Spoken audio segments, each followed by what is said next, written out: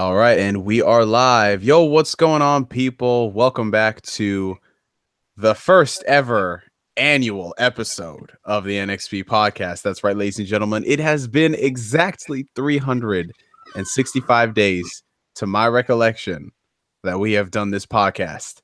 And that is about the most amount of time I'm going to spend addressing it.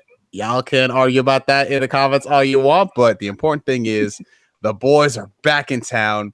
So, flanking on my left, one of the OG members of the NXP podcast, we have got Danny D's World. What is going on, Danny? I feel like I haven't talked to you in a year, bro. How you been? I've been okay. This man has been okay, and you know what? I will take that. I will take that. Now, on to the next OG member of the clique. You know him as the devil. We've got Ross 112. What's going on, bro? What is going on, bro? I cannot stress enough how happy I am that you survived the snap. Yeah, I'm just saying that is something that we got to be excited about. Speaking of things to be excited about, I think we might have to thank this guy. We got to thank this god amongst short men for helping us get through this snap. Ladies and gentlemen, formerly from Comics, was it Comics Explained, Comics Inspected, Games Inspected? Like, is it? Hey, you might go around copyright you, man. Don't have the other Rob come down here and be like, "Hey, you still in my shit?" Like, oh, his name was Rob. Yeah, shit, that is right. That is right. Oh shit. I hope I get the meme so we can do the Spider-Man thing and point at each other. So it was inspected, explained. We have got the god amongst short men, Jamil, ladies and gentlemen. What's up, bro? What's up, y'all? Y'all know me as Game Inspection. I was on Weapon Wheel podcast about week 2 weeks ago. Yeah, what's up? All right, this man going in. Oh man, I still need to go back and watch that episode. Was it the hilarity? Mostly stunned silence. Yeah. Oh god. Oh, so Jamil was dropping. Listen, man, they're wilding out over there. Yeah. It's about as informative as a minefield. Yeah. That's something to discuss later. Alrighty, so ladies and gentlemen, as is par for the course with our year-end specials, we like to take this time to look back on this year, which I gotta say overall was a pretty damn good year for movies, for video games, and a lot of interesting things have happened in the world of comics as well. So since we are primarily, I guess you could say we've been focused more on comics with this podcast than anything else, we are going to kick it off talking about Marvel and the cinematic universe. This is a pretty monumental year, gentlemen. This marks 10 years of the Marvel Cinematic Universe. Just let that sink in for a second, man. We are about to go into year 11, but 10 years of this shared universe. So just for a few minutes, I want to share a couple of stories. If you guys have any interesting feelings that went through your head throughout this year, thinking to yourself wow, it's been 10 years, then feel free to share it. I'm gonna start with you, Rob. Oh man, I can't help but constantly reflect about how everything has started. Because man, I don't know where y'all were, but Iron Man 1 sticks out in my heart when all this began. Because I remember that was one of the first movies where I literally got off my school bus from high school and walked to the movie theater. Had no idea how I was gonna get back home because the theater was so far away from the crib. But I was like, you know what? I'm going to see this Iron Man, and I'm gonna spend my 2 hours in here and worry about this possibly 5 to 6 hour trip back to the house. But to go from there and watch everything grow from now, man, it was like, I ain't gonna lie, part of me, and I don't care what anybody would say, part of me got a little bit taken back by it, because it was just like to be able to witness history being made with your own eyes. It's a hell of a feeling, though, man. So in the past, I'm like, where were you guys when the shit started, man? You know, it's funny because I kind of regret this, but I passed on seeing the first Iron Man in theaters. I didn't watch it until yeah. That's my MCU confession of the day. I actually didn't see the first Iron Man until a year and a half later, when my boy let me borrow it, his Blu-ray, because he got it with his PS3 Slim. So he was like, "Yo, you want to hold this movie Iron Man?" I was like, "Iron Man?" I mean, I like, wow, because in my mind, I wasn't even looking for Iron Man like that. Like I knew he existed. I'd read Civil War, but I was like, man, I ain't trying to watch no Iron Man movie. So I watched it. I put that shit in, bro. When I tell you, like, this was a different kind of movie, like I was just blown away at how good it was, because one thing that I kind of noticed in a lot of superhero movies leading up to it is that a lot of them, there was like a lot of give and take that you kind of had to pass off as well. It's just a superhero movie, so it's whatever. But Iron Man, I really didn't have to do that to an extent, because I was having such a good time with Robert Downey Jr. and just the writing and the characters were great. And I was excited. But what was even crazier is that, this is completely unrelated, but the Blu-ray itself, I don't know if you guys own it. That thing has like a feature-length documentary on the making of the movie. And that thing was almost as long as the actual movie, man. It was crazy, like the amount of effort that they put into making this movie. And I watch it every now and then. I'm just thinking back to this stuff like, damn, this movie is what started it all, man. So like that's why I'm like eternally grateful for that movie and exist. And it's great because we don't have to look back on it and kind of like cringe as you would like some of the first movies in a series, like it's dated, but that movie still holds up, man. It still holds up. I was watching it before Infinity War, and I was like, yo, this beats out a lot of the more like recent movies in like Phase 2 or something, like it was that good. Yeah, definitely. Gotta pay homage to how it started. But Danny? Oh, well, I actually got to go see it for my birthday that year that it came out. It came out May 2nd, my birthday. And I just went to see it mostly because, my family got me tickets because I had said that, it looked kind of interesting. So it's like, well, I shouldn't say tickets because my theater here is very old-fashioned. You actually, to this day, you have to go right up to the door. They don't do online ticketing or advanced sales or anything like that. So, they gave me the money to get to the theater, went to the theater, sat down, watched it, and I liked it a lot. I did notice that there were a few things about it that I kind of rolled my eyes at, but I also found it interesting because it's like there are some moments in there that are still kind of cheesy. It has like that early mid-2000s comic book thing to it, but it's like the movie was kind of self-aware about it because, you got RDJ, you got Tony Stark kind of rolling his eyes about it too. Like, I think that's part of the reason it ages so well. Like, it recognizes there are some like tropes in there and it even kind of pokes at them a bit. And I mean, it basically is a self-aware origin film, which is one reason I think too why it holds up as one of the origin films that actually kind of stands the test of time too. Another reason that I think it did as well as it did is because, frankly, Jon Favreau is just a majorly underappreciated director. There we go. What that guy can do. Like he so far to this date has made the only truly objectively good live action Disney remake. So I'm just saying. It's a fact. True shit. Real shit. I skipped on Iron Man 1. Look,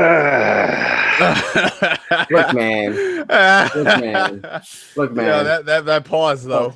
You know what I'm about. If it ain't X-Men, get it out my face. So that's basically Have you ever seen the movie?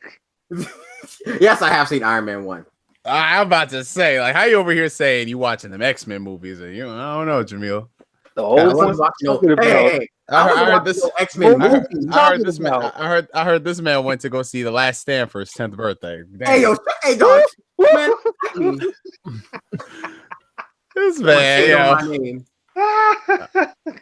The X-Men: The Last Stand is the rare case where the game based on the movie was actually better than the movie. A lot better. Hey, yeah, a lot better. Yo, hey, them early 2000s superhero games were lit. I don't care what people say. Hey, Batman Begins was also real too. Oh, Man. Batman Yo. Begins was legit, and like the only reason to, well, not the only reason. Somebody actually did finally do like a big breakdown of what really happened with the Dark Knight and the game that was coming out based on it. I heard, man. Yeah, And- unseen, yeah. Yeah, just all kinds of problems in the background, and what basically sealed the deal then and closed the book for good was when Heath died. And then it's like, yeah, no, just forget it. Yo, I know if we talk about X-Men games though, that X-Men Origins Wolverine though. All day. Oh, You mean day. Function Wolverine? Huh? Function Wolverine? Oh, shit. Oh, he had to go and do it to him like that. Mm-hmm. Oh, I do want to say one thing though about Iron Man is I had actually been out of comics for a while, for a long time after that, mostly because I didn't really have a whole lot of access to it. Whatever I could get was like collections at the local library and through the library system and yada yada. Yeah. So I actually went out and I looked up some Iron Man stuff after that, and I did notice that there was a pretty not even trying to make a pun here, stark difference between movie Stark and comic Stark. But what really hit me was when I started reading, and then I got to Civil War. All I can say is I am so glad I did not read that before that movie came out, because I never would have gone to see that movie. Never. Really? Just had to do it, man. I had to take advantage of it. I'm sorry. That Oh, wait. Wow. Okay. So you. Oh, okay. All right. I got you. All right. Dang. Really? Because so you didn't read Civil War before Iron Man. Oh, wow. Oh. I heard about it, but I never got to read it. Oh, yeah. Unfortunately, I was one of the few that did read it, and I was like, "Oh, this, bro." I was so actually. I ain't gonna front. I ain't gonna be a hypocrite. I ain't gonna be a hypocrite. Like, I read Civil War, and I was like, "Oh, I like this. This story was actually pretty good. It was pretty good." And then I think around the time Iron Man 2 came out, I reread it in context after like absorbing Robert Downey Jr. and the persona and getting back to form Iron Man, and I was like, "Ooh." Well, the thing about the Civil War comic is you also kind of have to. It's weird because they compartmentalized it in such a way that Mark Millar was writing like the. I don't know if he says it Miller or Millar anymore. I've heard people say it as both. I've even heard him say it as both. But it's got to be that Irish accent or something. But anyway, he looked at it as a story for him to tell. He told the main story, but then everything else around it was told by everybody else, and that's part of the problem because he didn't really communicate with everybody else. It was a big sloppy mess when you get into any of the supplemental stuff. Like when you read Civil War as in like just the main Civil War line, it's kind of coherent. When you read everything else around it, though, it's also weird because I do not believe this was even intentional, just because of how sloppy everything else was. But when you read like the supplementary stories in the Civil War, event versus like the main event, it's almost like the main event comic is how Tony saw himself and his actions. It's like an idealized, sanitized depiction of all the things that he did, in the name of the greater good or whatever other nonsense you want to spout. But when you read the supplemental stuff, you see exactly how much of a monster he became. Facts. But I mean, it's like I want to believe that that's intentional. Like it's supposed to be a commentary on how how the winners present history versus how it actually happened. But when you have Spider-Man in Straczynski's work, turn on Stark after he sees basically the concentration camps that they're putting everyone in, and they have a big old fight, and Peter basically overrides his suit stuff and sends Stark flying and then gets away. And then later on, remember those panels. And then later on in like the Captain America comic, he's still in the Iron Spider suit, and according to that comic, he was chased by drones that Stark sent after him after he turned on him. And when Punisher finds him, he's like already almost completely dead. They had to basically bring him back from the brain. And it's like continuity was fucked. But then in the next Spider-Man issue, Peter's still out there, hasn't gone back to their base yet, or it seems like he hasn't. and he's in his original costume again, and that's when Captain America goes and finds him and recruits him. The way they had to try to explain it in continuity then to fix it is that that's what happened. But after Peter ran away, Stark sent the drones into the sewers after him, and because he still had that suit on, they were tracking him via that. And apparently, Peter just wasn't smart enough to take the suit off. I don't know. Oh But they God. found him and basically hunted him down and kept attacking him until he was almost dead. And then Punisher brought him in and they healed him up. And then Peter, before he even talked to anybody, basically snuck out and then got his old suit back on. And that's when Captain America followed him. It was really weird and convoluted, but Yeah. somebody that this is fact. Eli the Game Hunter said Civil War was a good storyline, but after that Marvel literally made every story Civil War, and that's bro, you know how many mini Civil Wars that they had across Avengers versus X-Men, all that other shit. Yeah, I will grant the Civil Wars. Oh, sorry, you go ahead. I was just saying they completely fell in love with that idea, and the slightest discretion, you had everybody going, "Oh, it's back on. Civil War's back on," and then everybody picking sides again. Oh. Yo, they were the Civil War meme before Civil War. Yeah, but honestly, the biggest thing about Civil War is like it was one of those things where when you read it on paper, it's a really interesting idea. Yeah, but the execution, and then the aftermath, they clearly, like, I know they try to claim Bendis planned Secret Invasion back before Civil War even, and actually tried to tie it into that. But if you look at everything that happened between Civil War and Secret Invasion, they did not have that plan. They're BSing. They are BSing big time. Oh, yeah. Because they were just in a no man's land for a long time where nothing significant could happen to anybody. And then, I mean, and then one more day happened, and that really screwed up continuity even more. Like, Marvel continuity from Civil War to Secret Invasion is like a big, giant, disgusting mess. Just completely lost. We don't got this problem on the manga side. Manga gang, what up? Manga gang, as I said on Facebook. Hey, gang.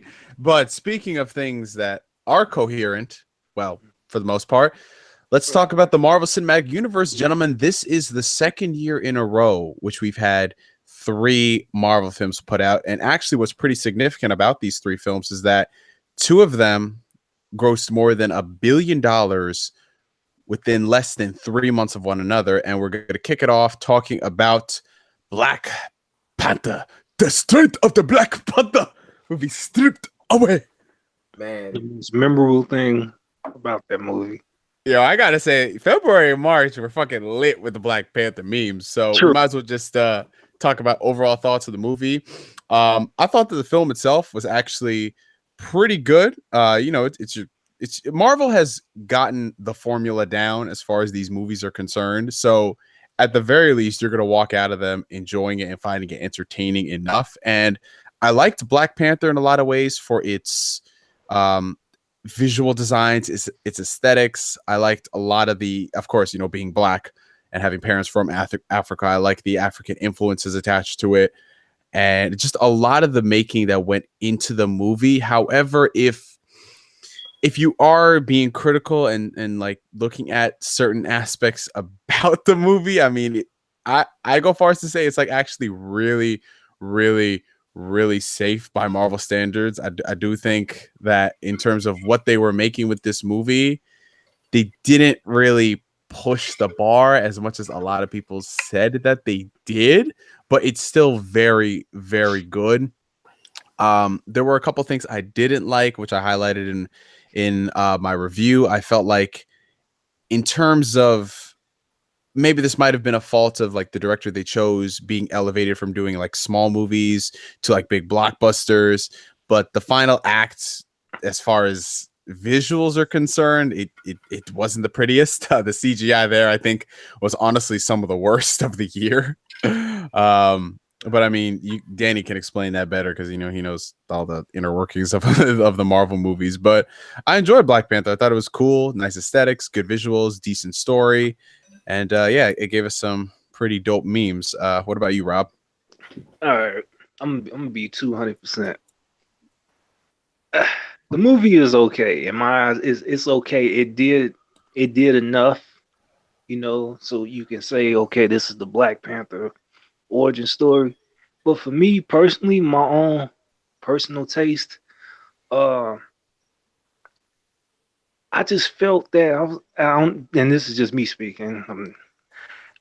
I felt like at some point they kind of lost that this was supposed to still be a superhero movie.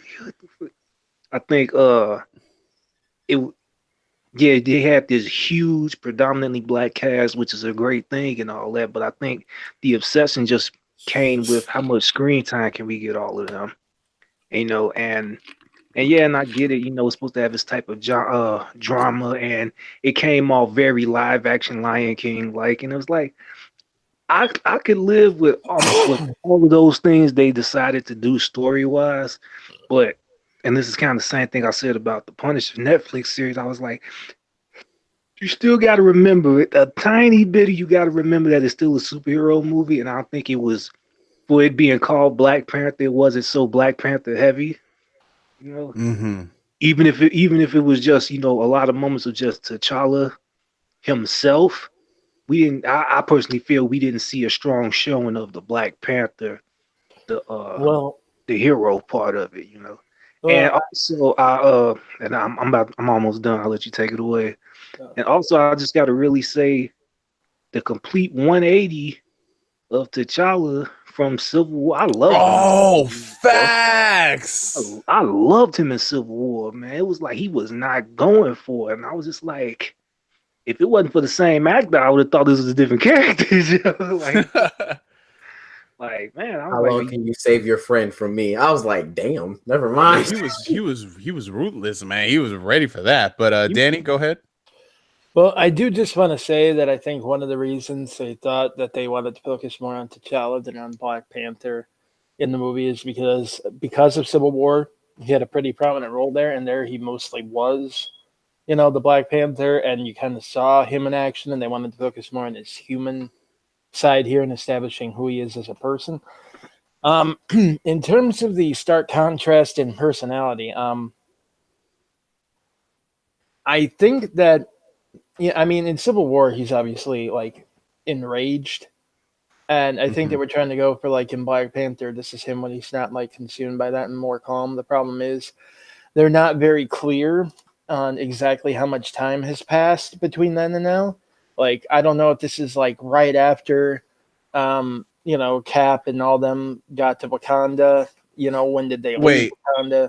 wait. Are you talking about where the film takes place in the beginning, or are you Oh talking yeah, about like? like how long after Didn't they Civil War? didn't they say it was a week after Civil War? Yeah, see that right there. That's a little too Last Jedi for me. Like, Mm. where it happens almost too close.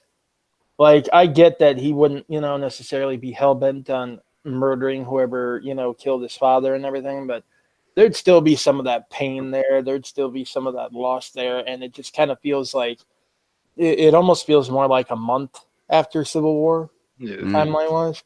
Which honestly, I don't know why they didn't go for something like that because that would have made some of the choices make more narrative sense. Mm. But it's whatever. yeah. But my biggest problem, honestly, with the movie was, and I know a lot of people are not going to like this. Here we go. Here we go. My biggest problem with the movie was honestly the villains, and I do mean villains. I did not like the fact that they killed Claw. I know that it was technically only a gunshot, and we've seen people come back from worse. But the fact that like if they do bring him back, they're going to have to kind of come up with something convenient there. And I just feel like they wasted him, especially since he's a pretty prime, pretty. I don't want to say he's like the arch enemy of the Black Panther, but he's a very prominent villain in his rogues gallery. And Mhm. it just felt like going back to the problem that Marvel used to have before the Russos showed up, where they would like completely kill off like the villain of the movie, and it's like stop doing that. You're gonna run out of villains that are like worth going Mhm. back to, because I mean, like certain characters you could do that with, but like when you have someone as prominent as Red Skull, um, and I don't think they intended to even kill him there, but like the fact that, you know, Hugo Weaving said basically, screw you, I'm not coming back, and they kind of got left holding that bag. It's like, well, we're just gonna have to let people assume he is dead and never do him again. And it's like there's a waste of character. When they killed off Ronan the Accuser, you know, I felt like that was kind of, I don't know that they should have done that. Like that was, you know, he's a villain that you could come back to. Maybe he got transported to another dimension. It's Ooh. yeah, I don't know. Maybe he's still alive in the stones. Who knows? But it's Can't just, use that excuse for everyone. yeah, it's just stuff like that, you know. But Killmonger, honestly, Killmonger, like, it's hard to do Killmonger in the comics unless you go strictly for the comic book origin and have him have grown up there and everything and be like an ultra nationalist. And I tend to get the point of, you know, turning him into like a sort of an ethno nationalist because it's sort of the same thing, not quite, but sort of. And I get that that's actually kind of a more relevant message for today's political climate and everything. My problem is he kind of wasn't anything beyond that. Honestly, Killmonger has no personality. None. Beyond his goal, beyond his anger. I understand that it's a very valid anger, that he raises some, you know, very valid points as to why he's so angry. And it is hard to argue with some of that because, their people were enslaved, they were. And I also like the fact that it's not purely like racially based because he's pissed off at Wakanda too for letting that happen and leaving their people in bondage for 400 years when they could have done something about it and that kind of stuff. But just beyond that, what is he? You know, what is he? What can you tell me about Killmonger besides that? He's one of the hoteps from Twitter. I mean, that's what he is. He's a Twitter hotep with superpowers. As I said before, Killmonger fans, brush your teeth with TV remotes. I don't want to hear it from them. Killmonger fans try to sharpen mechanical pencils. Yeah, I know, but it's like I just don't see, like, everybody keeps trying to hype him up as like the greatest villain the MCU has ever seen. I can think of like 4 easily off the top of my head that are better than him. Mayweather. Damn. I don't know, man. I don't get the hype around him, and that's not a slight against Michael B. Jordan or anything. Because I know a lot of people have been trying to blame him for that lately. I don't know why. You know what it is? I'll say this as a big Michael B. Jordan fan. It comes down to the fact that Michael B. Jordan is the same damn character in every fucking movie. He is. Yeah, like he owns it. He's a good actor, but he's literally, if you look at it, his character in Creed, his character in Black Panther, like you can name any Michael B. Jordan movie, and they're just, what would happen if this Michael B. Jordan character was thrown into Wakanda or something? It's so fucking accurate, bro. I don't know, man. The characters is how much they curse. When you look at what he played in the Fantastic, I don't know if that applies. I could see that. What would happen if Michael B. Jordan was in a Fox movie? But that only applies because he didn't really have a character there at all. He was ready to die on the hill for that movie. Let's not sweep that under the rug. He actually he compared himself to Martin Luther King in a friggin' essay that he wrote for like the Hollywood Reporter, and that is something that he should not ever live down. But he is so lucky that Ryan Coogler saved his ass with this movie because that shit. God. Oh my god! Well, it's like they said, the MCU has successfully reformed 2 out of 2 Human Torches. But man, I don't know. Killmonger was like one of the weak points in the movie to me.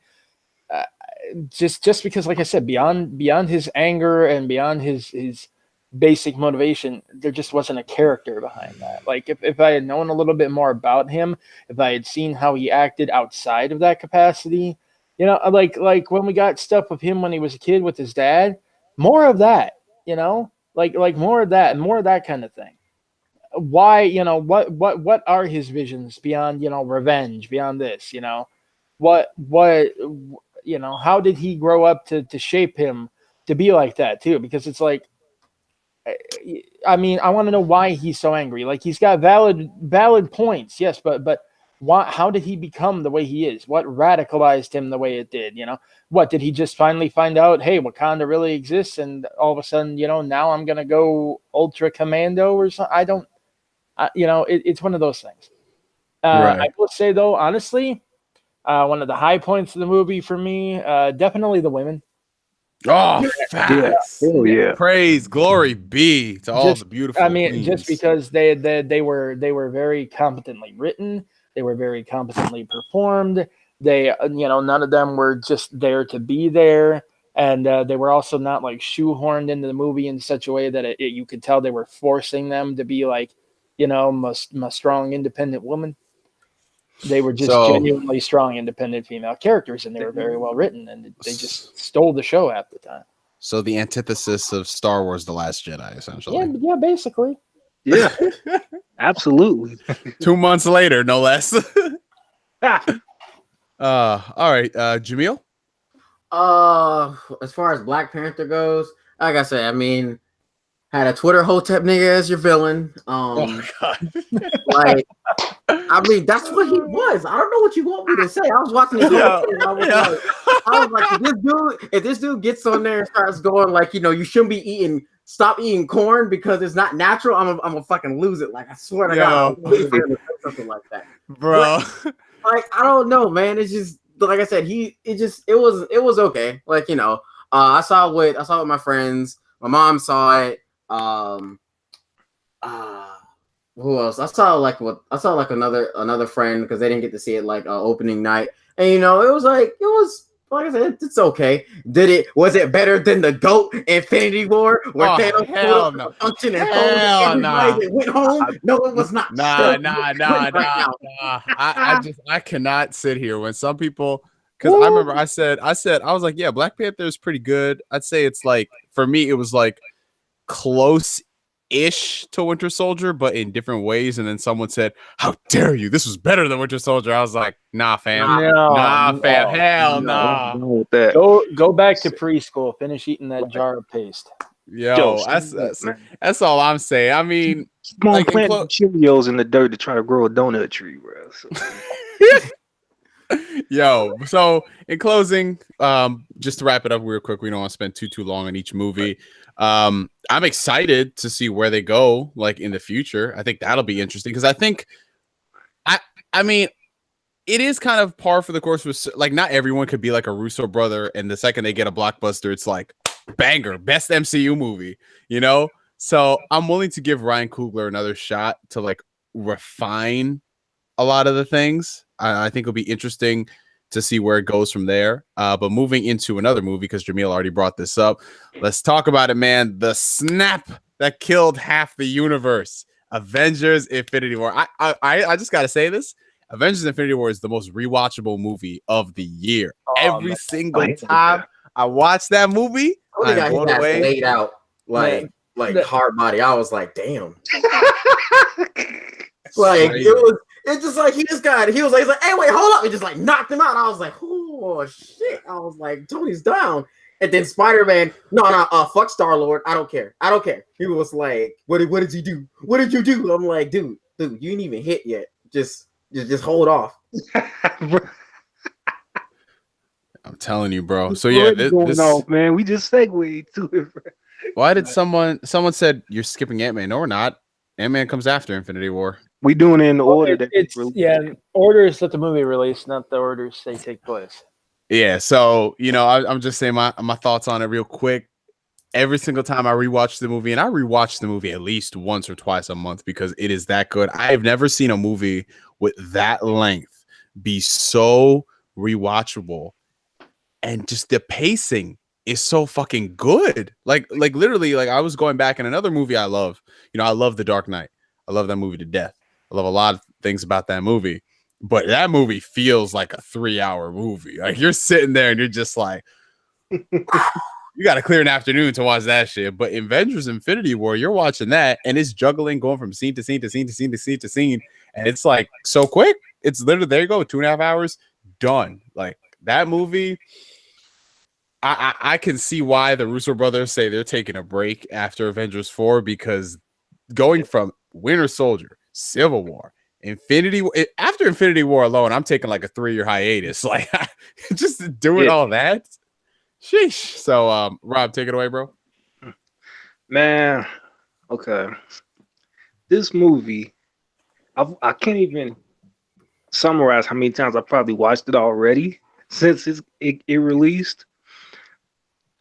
I don't even know where to begin. This movie literally just throws so much at you. It is more than what I was expecting it to be. Uh, it played off well coming off Civil War. I know they're going to build up, the money moment is going to be when Stark and Cap get back in the same room. They building up to that hard. But, to have the awareness of keeping them separate, had two separate groups, two separate stories. And I don't care what anybody said. They handled everybody about as good as you can expect them to. But it's also being a part one. I think they handled everybody pretty. I did not feel anybody was truly robbed. And for those people saying Black Panther was robbed, would y'all want to see him get his ass whooped some more? Anything. I'm like, oh, they actually saved y'all watching your woke king get bopped a few more times, bro. But like, this is no place to die, child. Guys. Shit. And it's like, I think everybody, it reminds me of this. I think the best way I can put it is it was like watching the structure of a comic book come to life. This looked like a straight issue one of a big ass story.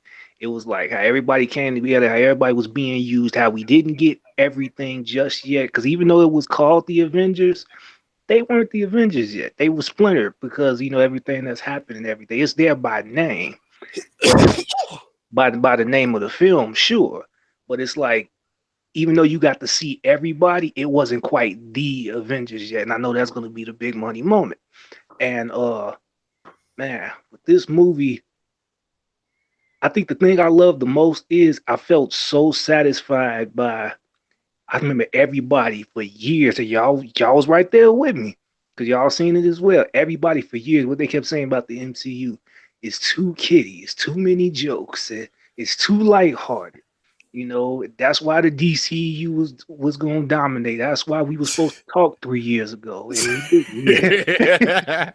That's why we were supposed to have that talk through, and I'm still waiting for that talk, boo. I guess we're not gonna have it, but oh man, and yet out of nowhere they gave you Thor Ragnarok and then Black Panther. Both kind of had a semi-dark moment, but was kind of upspirit, and then they just knock you the hell out as soon as Infinity War starts, and it was like, yeah, they had the upbeat moments, but that movie was like the good kind of dread throughout the whole movie. Mm-hmm. And I'll cap off my thoughts with this, but this definitely might be something you might have to rotate a couple of times on this one because this is a big movie. But I'll cap off my opening thoughts with this. I gotta give them the most credit in the world. The most credit in the world for all those years we saw Thanos sitting on his ass. To give him this movie, they gave him this movie. He needed this whole movie. He took this movie. He got that W. He won the NBA Finals, man. For them to actually have the balls to give the villain this movie. The villain won. Y'all realize that shit? He won, bro. And he said he was gonna win, bro. He fucking won. For them to do that, I don't think anybody's ever gonna do that again. If they try, it won't be as heartful as this. And that right there is why I say this is one of the best comic movies ever. Period. Just all because they had the balls to do that. And that's why I keep saying, like, this movie felt like a visual, like, issue number one to a comic, something we were getting ready to start reading, So that's why it's like I definitely hold this movie as one of the best comic movies I ever seen. So go ahead and flip that off to somebody else. That was just my thoughts. Go ahead, Danny. Well, taking what Rob said a step further, honestly, I wouldn't say this felt like an issue one so much as with everything that happened. It actually kind of felt like a halfway point. It's like it's like Infinity War and Endgame are like okay, here's the thing. It's like Avengers Infinity War, you know. This whole thing. It's like this one big event. And Infinity War was like volume 1, you know, like the trade collection, because it's like the way it's split up too with the splits. It's like, you know, hey, here's this issue of, you know, Iron Man, here's this issue of Doctor Strange, here's this issue of Captain America, here's this issue of Guardians of the Galaxy, here's this issue of Black Panther, you know, that kind of thing.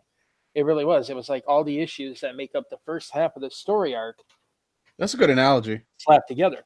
Damn, And what I you think know we're what? gonna That's get, a lot better. what I Yeah. think we're gonna get in Endgame is like more of the same. It's gonna be the part 2.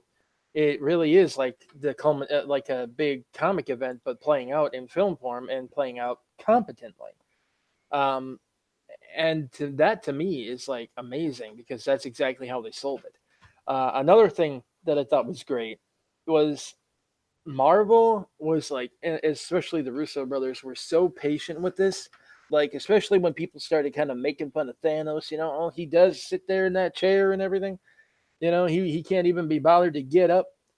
Everybody started memeing that. Everybody started making fun of that. People said that he was that, you know, all he is like a weaker version of Darkseid, and you know, yada yada, etc. Yeah. And Marvel actually, they leaned into it. They accepted that. They embraced the memeing. They were cracking jokes on it. Even you remember the Thor videos with what was his name, Team Daryl or whatever. Daryl, yeah. Yeah, he even had that Thanos on that chart. You know, Purple Man doesn't like to stand up.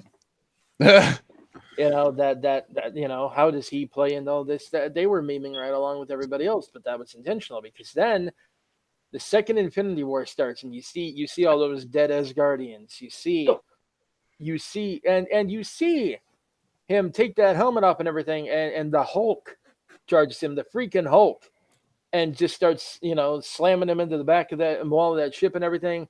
And you're like, oh, you know, this is gonna be intense. And then they're, you know, they're just not even concerned.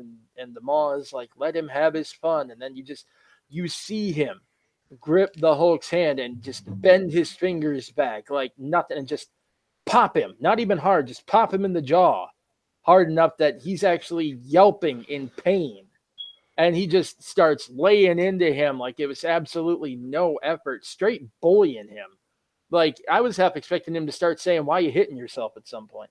And, and just and you look too, and a lot of people to this day mistakenly think, "Oh, he's using the Power Stone." It's like, no, that stone is not even glowing. He did not use that thing. No, I looked it up today. It's confirmed he did not use that stone. I know. It's like he just straight out muscled the freaking Hulk like it was nothing. People were sleeping on Thanos, and Marvel encouraged them to sleep on Thanos, because then when this dropped, just dang, man, nobody was ready for that. And when you see him up on that screen, and just how thoroughly fleshed out he was, and how, you know, his motives, you know, it's like his motive is not necessarily that of malice. You know, he thinks he's doing good, but his methods are just pure insanity and, you know, sociopathic. And it's just, I'm right, and that trumps any morality. And, you know, and it's just a case of might makes right. I will get the power to do it, and then I'll do it, and then, you know, nobody else has to make that hard decision, do they? It's just all me, and I know what's best. And like, on the surface, that seems like it would come off as like really shallow and like childish, but the way they have it done in the film, and the way they even make it seem like he isn't even pleased that he thinks he has to do this. You know, it's not something that he takes pleasure in. That to me is what really set him apart. You know, like, I have never seen a villain done like that was, you know, done well, where it was a case of, you know, I'm not going to create, you know, it's always this, I'm going to create this perfect world, or I'm going to remake the world in my image with none of this and none. It's just, no, it's this, the entire universe is dead if I don't do this. And I know you don't like it, and I know you don't understand now, but I have to do it. It's for the best, and I'm confident you will understand. And that's the interesting thing to me too, because the way this leaves off and everything, what's going to happen if there are people, come to think, what if Thanos was right? What if there are people who do find that life is easier for them now? Is that going to present a problem for them later? Could it even come up in the movie that's coming up? I don't know. I honestly don't know if they'll explore that. I don't think they necessarily will, but it does present like a whole lot of things to think about. And I think that's part of the reason why this movie has like stuck with so many people, because there are just so many genuine points of discussion, and the villain was just so genuinely compelling and genuinely scary. Like Thanos is genuinely terrifying when you see what all they did to him. When you like okay, this is a little bit of a segue here, but Doctor Strange, like when you see how far he has come from his origin film here to what he is doing here, like you're making them 1,000 clones of himself, and breaking out the magic whips and everything, and just, man, like he was going toe to toe with reality altering powers of the Infinity Gauntlet, and he was still managing to stand up to Thanos for a while. It was genuinely impressive. It was actually one of the most impressive performances in the entire movie in terms of combat. Oh yeah, And that fight was lit.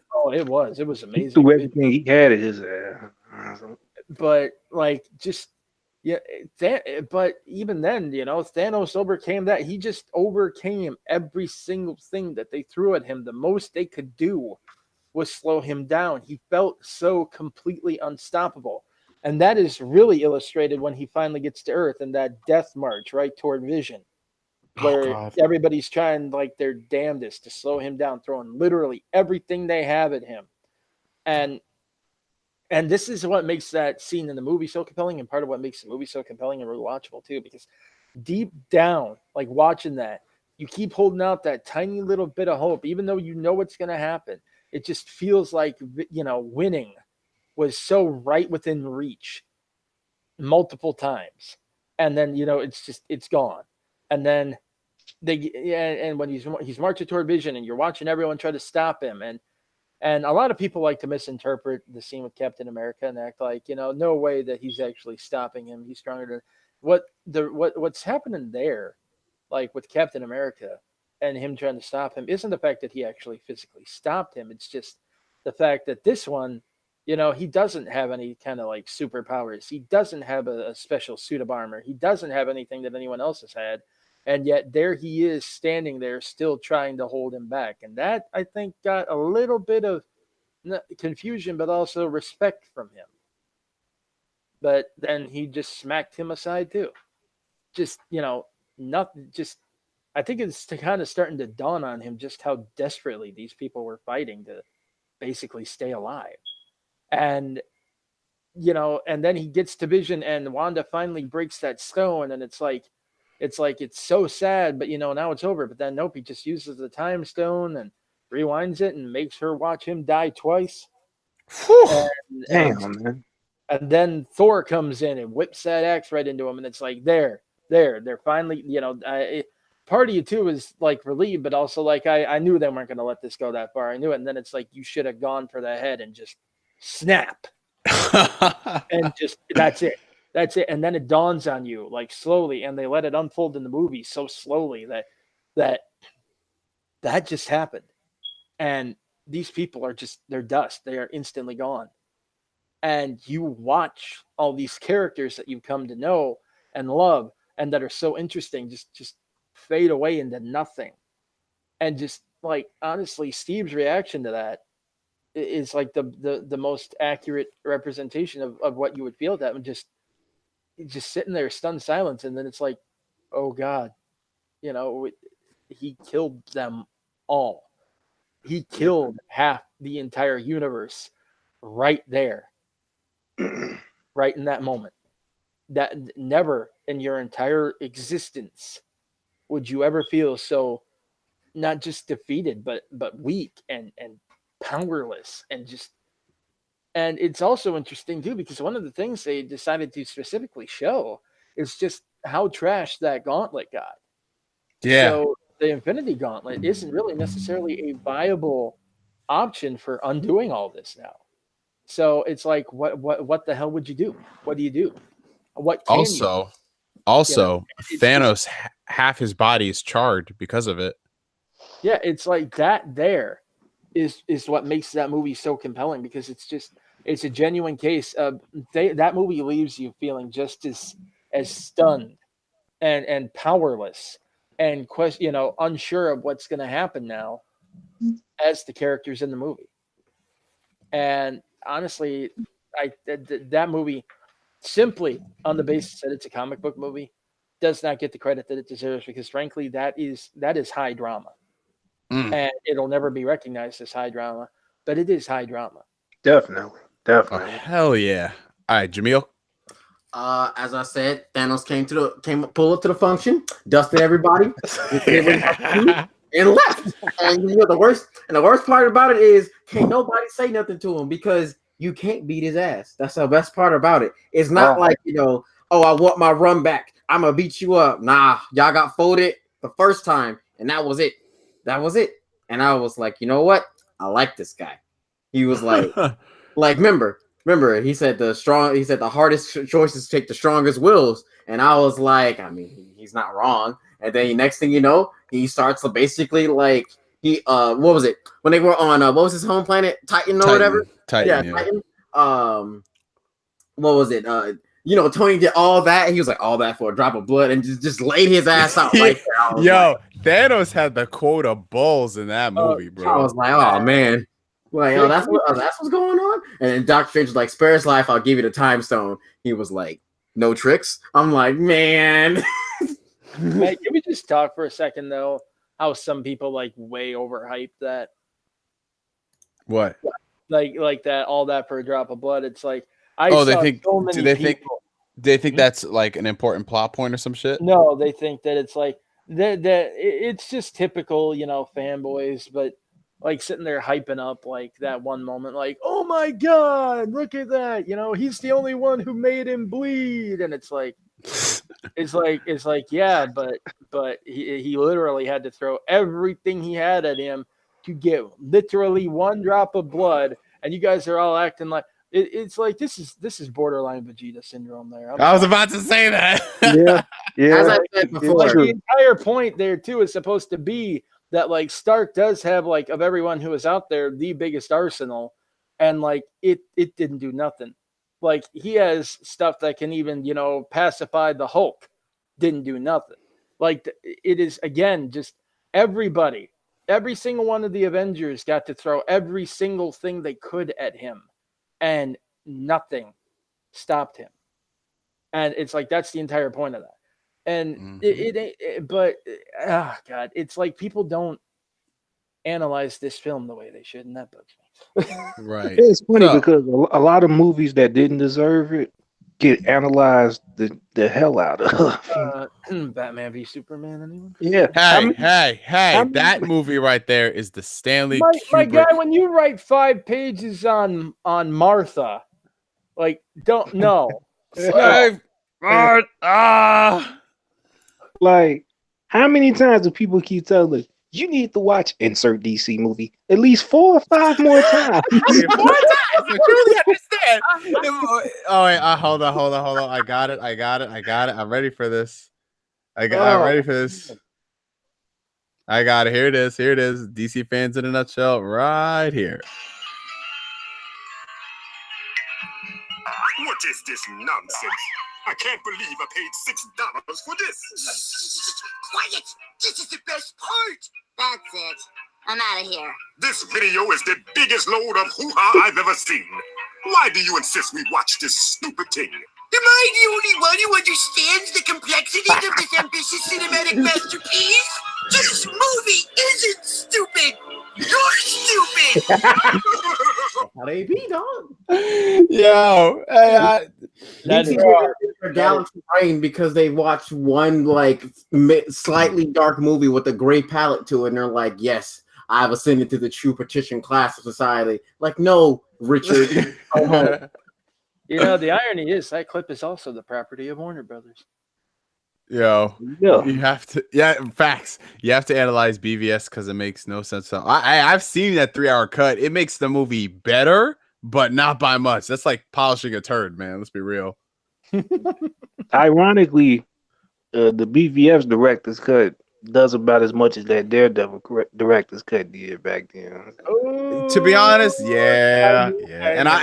I like that director's cut too. So, It's yeah, like it made it slightly better, but it didn't make it a whole new movie. But Honestly, I don't. I facts. think you're giving. I think you're giving the BBS director's cut way too much credit because the only thing that thing did was make me hurt longer.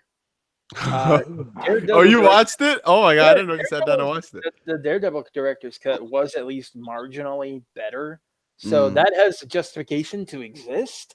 This does not. The only reason that they did that was so they could slap that R rating on there and make the fanboys, go fap in the video aisle. Yeah, that Ultimate Edition, though. Oh my God! So before we get into that, we'll save that for the DC discussion later. Instead of talking about what everybody wants us to talk about regarding Avengers, we're gonna use that to segue into Marvel Ultimate uh, Alliance 3. I'm just coming out for the Switch gang, baby. We out ya.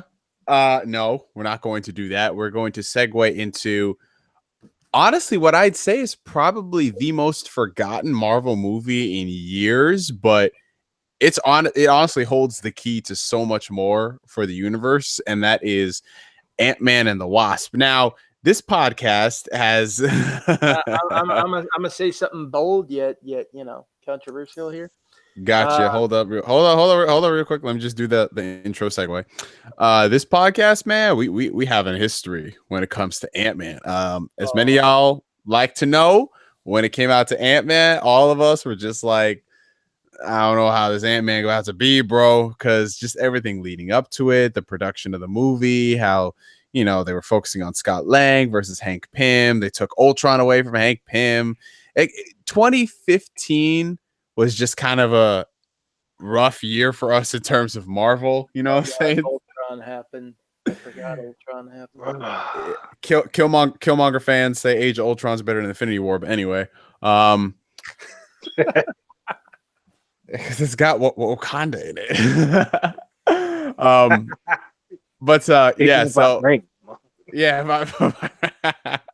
so can I get a vibranium toothbrush? Go ahead. Yeah. See, now we're already derailed, but yeah. So Ant-Man came out, and Ant-Man, honestly, like I saw it when it came out, I thought it was okay, nothing too crazy. But the more I've rewatched it since then, I've kind of come to appreciate the movie in a different light, considering how they literally had to make that movie in an entire year, which is just unheard of when you think about things. Rewrite it, film it, edit it, everything. Yeah, like literally the best example I could give you guys is they did what Solo, a Star Wars movie, thought they were going to do with Ant-Man.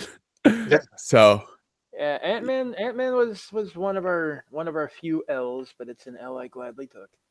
Yeah, exactly. So going into Ant-Man and the Wasp, I was excited about it just because, they're taking their time with this one. They have 3 years to work on it. And especially considering after Infinity War, I think we all needed this type of 180. I think you were the one who said it best with that one, Rob. Like, we just need a break for a bit, man. We don't need no high stakes, none of that stuff. We just need just a nice romp, So take it away, Rob.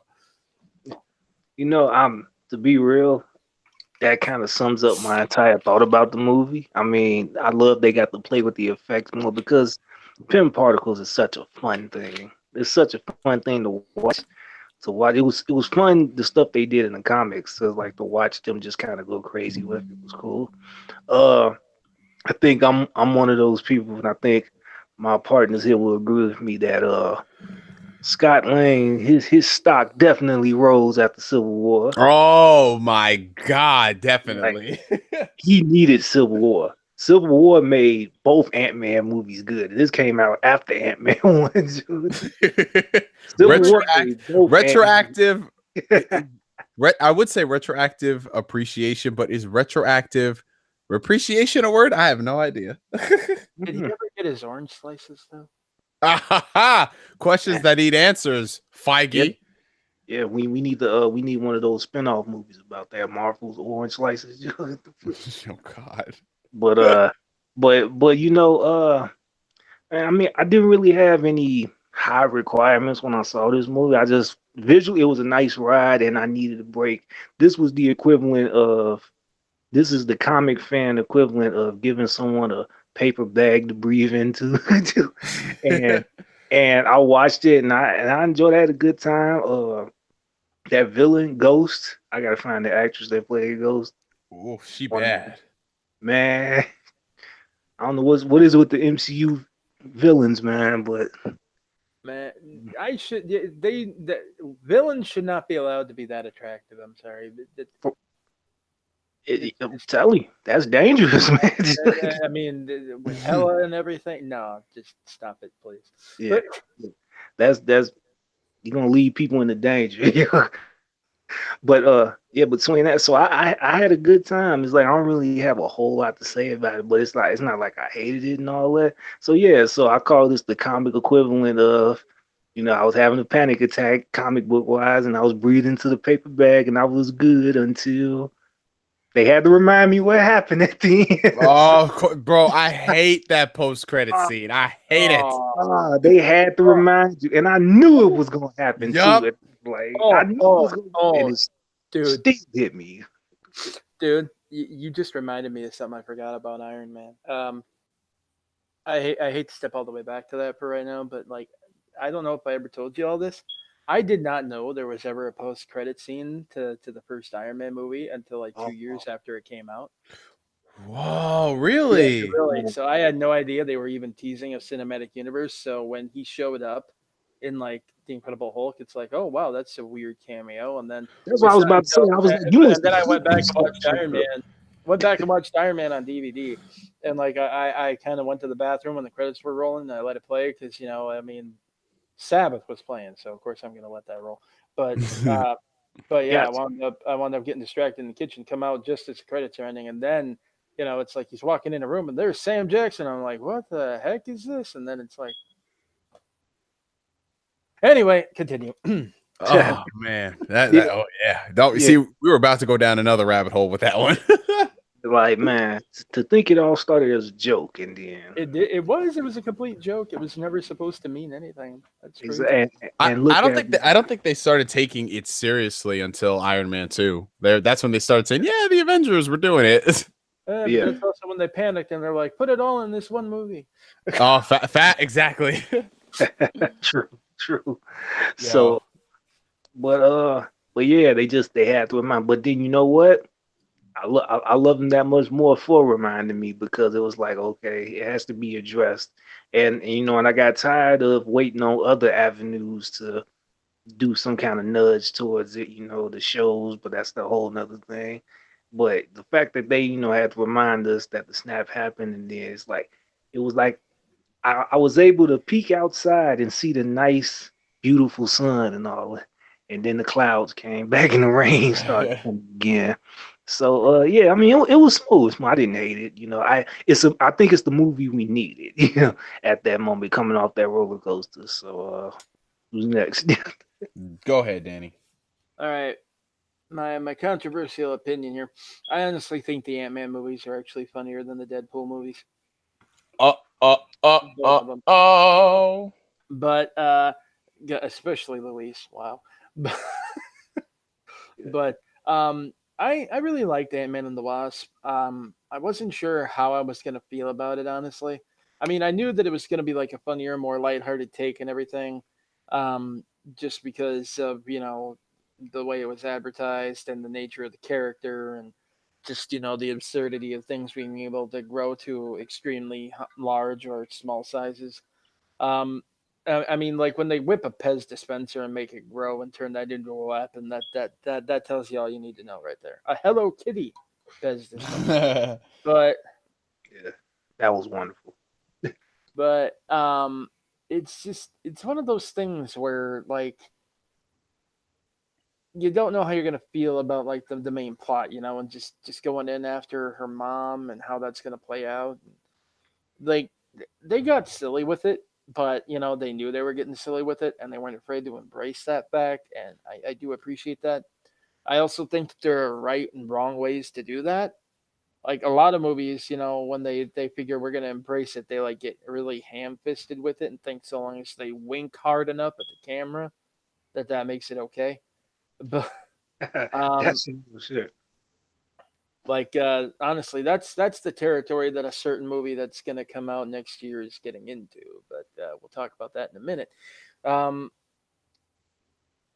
but overall, I really liked Ant-Man and the Wasp. Just, I mean, I can't really say a whole lot more than that. I really liked it. Really enjoyable. I belly laughed more than a few times. Uh, and one thing I cannot figure out is why that truth serum scene did not catch on as a meme. Like, Oh yeah. I've seen the template used like 5 times and then it got dropped. Damn. And yeah, but it's like my personal favorite was you know you know this truth serum sucks. I don't feel anything. And then he turns in back and he looks at them and he says, "That's not true. I think Tobey Maguire was the worst Spider-Man." And then he's like, "This is truth serum." And just honestly though, the truth serum joke in the movie was freaking hilarious though. And the payoff at the end of the movie for that was just it was so stupid, but like satisfyingly stupid. Mm. Like it's not possible to hate that movie unless you don't have a funny bone in your body. Like, and the reason that I like it too is because it shows that you can have like a funny comedy centric superhero movie. See, the thing that irked me about the Deadpool movies, like I get that people like those; they're not my cup of tea, but I get that people can like them. And at least in the case of the first Deadpool movie, there was at least a sort of, solid story for that to be built around. Mhm. But the thing that gets to me is like people seem to think that if you're gonna do like a spoof of like superhero movies or anything like that, that it's got to be raunchy. It's got to have the stuff that Disney's too afraid to show. It's got to have this, that, and the. But honestly, like it doesn't. I mean, there's nothing super inappropriate in Ant-Man and the Wasp or even in the first Ant-Man, and yet both of those movies are like genuinely funny. And honestly, that's why like I don't have a whole lot of fears that, like, okay, there's a right way and a wrong way you can do a Deadpool that's like I don't want to say PG-13 per se, because honestly, I'm sticking that argument because even Bob Iger said that if they do bring Deadpool into the MCU, they think that they can keep his R rating. They just have to make it very clear in the marketing that this is not for kids, which is doable. Um, but yeah, but then you have Fox who thought they were going to be clever and do their PG-13 Deadpool 2 release basically. And it's like they just all they did was chop it up in the editing room. Yeah, I was Yeah. just gonna say real quick. So y'all heard about what they did with that movie, right? The Chopped only it up in the editing room and inserted Yeah. completely unnecessary scenes with what's his name, Fred Savage. Fred Savage, yeah. Fred Savage and like a few other scenes that a lot of people don't even believe was Ryan Reynolds. He probably did the ADR, but like that's literally it. They said after you see all the new scenes in the beginning, and it just runs into a new Deadpool too. Yeah, but Someone told me that was Deadpool made for TV. Essentially, that's like they were making the TV version of it, and they're like, all right, let's put it in theaters. But like honestly, if you got like Possibly. if you got like some of the same people who wrote this to like handle a Deadpool movie, I mean, it wouldn't be the exact same kind of humor. Obviously, you'd have to get a bit more absurd. But and some honestly, see, here's the thing that a lot of people don't realize: a lot of Deadpool's humor and a lot of its content isn't even necessarily centered around like certainly not sex near as much as it was in the movies. A lot of it's just plain gross out humor, like Deadpool Right. losing limbs. Deadpool, honestly, a lot more of Deadpool taking a crap in his pants. There is a lot of shit jokes. Yes, Like people want to ignore that part, but and there is some violent gore humor too. So I mean, they do at least have that in the movie. So, but yeah, like I don't know, like you could do a Deadpool movie, or certainly like if they're worried about him interacting with the other characters, this shows that there's a way you could write a genuinely funny, Deadpool who could still interact with the other characters in like a PG-13 film. So like it's just one of those things that I thought was actually kind of interesting and reassuring about the future that I think a lot of people overlooked. But yeah, it was genuinely funny, and some of the delivery and the timing, and I do like the fact that a lot of that was Peyton Reed like letting these actors, like he knows his actors and he knows he's got some genuinely funny actors on his set, so he just kind of let them ad lib parts of it, and that really comes through. And just and like that FBI agent, just out of nowhere. I'm also a youth pastor. It's like that friggin' killed me the first time I heard it. Oh my god. I don't. Just something about his delivery. See, that's what I mean. It wasn't just the writing either. It was the actors and just how they leaned into it and just had fun with it, but in like a serious way. Like it never came off like, oh, I'm not taking this part seriously. It's like I'm taking this seriously, but I'm having fun with it. And it's just a genuinely fun movie, and I really wish more people would actually take the time to watch it. Jamil? I didn't see Ant-Man 2. Okay. All right. So in closing, I mean, because Jamil obviously ain't doing his damn homework this year. I know what happened. I know what happened to the post-credit scene. Leave me alone. All right. This man's so hyped to get on the podcast and he ain't do. This man had enough. This man had enough time to talk about. No. Y'all not finna come from my neck. I know that. That's what's not finna happen today. No, sir. Watch the movie. Like, yo, he's like, I ain't seen Iron Man when it came out. I ain't seen it, man. Next thing you know, I ain't seen Infinity War. Yo, dang. I ain't seen Infinity War. Well, then again, if you go back in the podcast, oh my god, you go back in the podcast and listen to what Jamil said. They don't sound like some tweets I've seen. Okay. Interesting. But yo, I think a lot of the reason why many people did indeed sleep on this movie, I think it's because it came out in such close proximity to Infinity War, and it was like such a big like shift in tone by comparison that a lot of people they just passed over it. Like, and that's honestly what I've seen. But I'm actually excited. I think that once it lands on Netflix next month, people will be like, "Oh, okay, that movie was actually pretty decent." So we might as well just shift into the post-credit scene discussion, because that leads us directly into the future of the MCU, and it's a big post-credit scene. Even though I hate it. It reminded me of Infinity War, but it is so critical for Avengers Endgame. Let's talk about the quantum realm. One thing, since you also brought up end credit scenes again, can we just talk about the fact real quick that the post-credit scene for Infinity War was Fury contacting Captain Marvel on what was literally there's no beating around the bush. It was literally a sci-fi pager. Yeah. That is so 90s, it hurts. I'm telling you, bro. So I love he just had that on deck, like he just keeps it in his pocket at all times, like, oh shit. I'm telling you, that can work when you want to introduce certain people, man. Like, have it be like Fury known so many other Marvel characters already that we ain't seen yet. I mean, the 90s, man, pretty big era. All right, so going back into Ant-Man and the Wasp and its post-credit scene, this is huge. This is really huge, especially considering the ending of Infinity War and where they're going with Endgame and how they're even marketing Endgame and putting an emphasis on Scott Lang. I mean, because that's what I found really interesting about the Avengers Endgame trailer.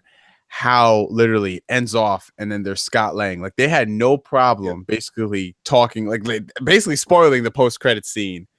Like, yeah, this man gets out, he finds a way, but it's not that he gets out. It's the fact that what he has could potentially be the key. That right there is just mind-blowing, because there's just all this talk about Marvel opening up in all these different realms. They talked about doing the cosmic side of things. They've talked about, Doctor Strange and his side. And then now they're introducing the quantum realm, quantum theory. Like, I don't know if people are just sleeping on the possibilities of this, but I fucking geeked out at the end of that movie. I was like, oh my fucking God. There's a very real possibility that eternity could come into play. I was just about to say, you remember when people were saying that they thought they saw him in the first Ant-Man movie? That's a bit of a reach, but the fact that we've seen what the quantum realm is now, it's a distinct possibility it could happen.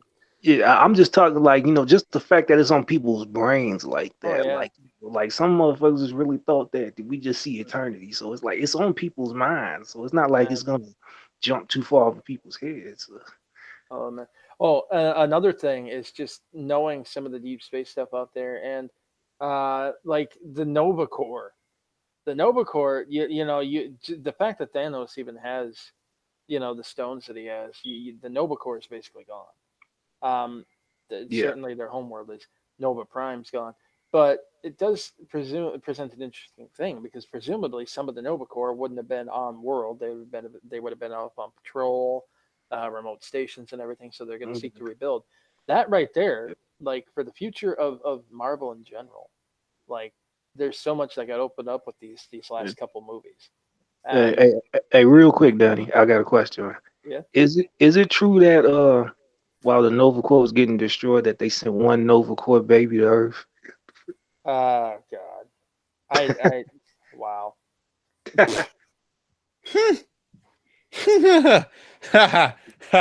I get it. Yeah. Anyway, But see, yeah, Richard Rider could be a thing. We could get a Nova movie. yeah, like I don't And see. I'm actually surprised we haven't seen him yet. and Well, that that- also that also would open Where up. the fuck are my X-Men? That's all I've been asking for. Well, the What are you deal talking about? closes- They're there. The deal closes next month, bro. So we're gonna Yeah. get something. Listen, if I don't see an X-Men thing at an X-Men teaser at the end of Infinity War, I mean Endgame, I'm fighting somebody. I just Hey. need I don't know. I don't know if it'd be that soon. There are rumors that there are two versions of this. Okay, now this is like a really heavy rumor, and I don't buy it for 2 seconds just because of the potential. Okay, you know how the Russo said they had like two versions of the Civil War script where they wrote one that had Spider-Man and one that didn't, just in case the talks fell through because they had to start filming and they couldn't put it off anymore. And then when it came time to include Spider-Man, they actually filmed his stuff later. Yeah. Yeah. There are talks that they have like the same scenario going on right now in Infinity War or in Endgame. I'm used to calling it Infinity War. Y'all need to get y'all Endgame. Avengers shit right, man. Yeah, I'm just used to calling it Infinity War too at this point. They have supposedly the same scenario going on in Endgame, but with Wolverine. Supposedly. Nah, fam. Nah, fam. Supposedly. That's why I say supposedly, and that's why I also say I'm not sure how much I buy that, but it's supposedly a thing. Speaking of rumors, well, we gotta say that for the game discussion, but it's Persona related and Sega related. But you skipping an entire segment here. I didn't skip a segment. You just reminded me. Yeah. Oh my god. but we're having post credit scenes already. Literally. Yeah. But yeah, can you imagine like if they did a movie in the future though with friggin' Annihilus? Dude, there's a lot of shit. Bruh. Like we're talking about one of the only beings to actually literally kill Galactus. Hell yeah. That'd be a good scalar scope. I mean, they need to set up something to usurp Thanos and what he's done. I think that would be a good move. But talking about Avengers Endgame for a second, I know we don't want to theorize about things because we want to just enjoy the movie for what it is, because obviously we know, and that's the one thing I do love about the Russo brothers, and I don't think anyone really gives them that much credit for it. Out of all the directors in the Marvel Cinematic Universe, I think they do the very best job at subverting your expectations. Like, you remember when Civil War was getting ready to come out and everyone was going to say, oh, okay, looking at these teams, it's clear cut. Captain America's going to get bopped. They're going to lose, yada, yada, yada. But then they found a way to actually show that, no, these guys are putting up a fight and it's organic.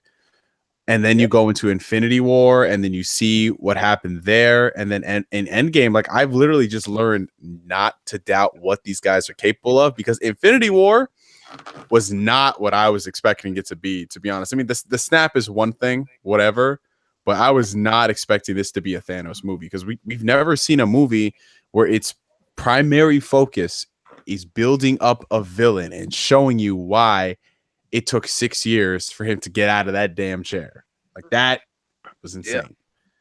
Yeah. They had to, like, Thanos was the main character. I agree, 1000%. Yes. I They, mean, wasn't the they movie kind of like taking a little bit from Thanos' quest in a way, anyway? Yeah, it was. I mean, it was basically like it was like a heist movie. That's what it was. yeah, yeah, it was. Honestly, I would not mind if they like did a dedicated Thanos movie. But I am kind of glad that they're putting out that novel. I do need to read it. That's supposed to like serve as his official backstory. Got you. Okay, Mm, I'll definitely have to check that out. yeah, because I am kind of curious to see what puts him on his path because Because he I acts like he's goal oriented.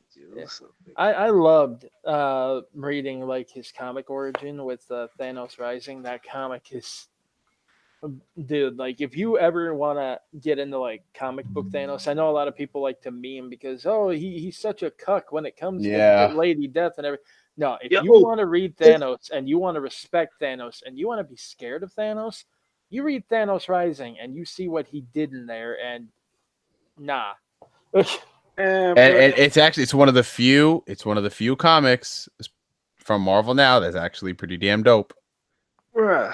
And all I got to throw on. Don't nobody want to read Thanos wins, and he got over the he done with that cuck shit, man. It's Oh, like I'm yeah. so tired of people using that. He eliminated that shit altogether, Oh, and that's he was done with that in Rising too, and then I mean that's like one of the last actual Thanos comics before his most recent series they gave him, and like people sleep on his power too, because I mean we're talking about a guy who actually went toe to toe without the Infinity Gauntlet, mind you, with Odin, comic Odin, and actually had the fight end in a stalemate.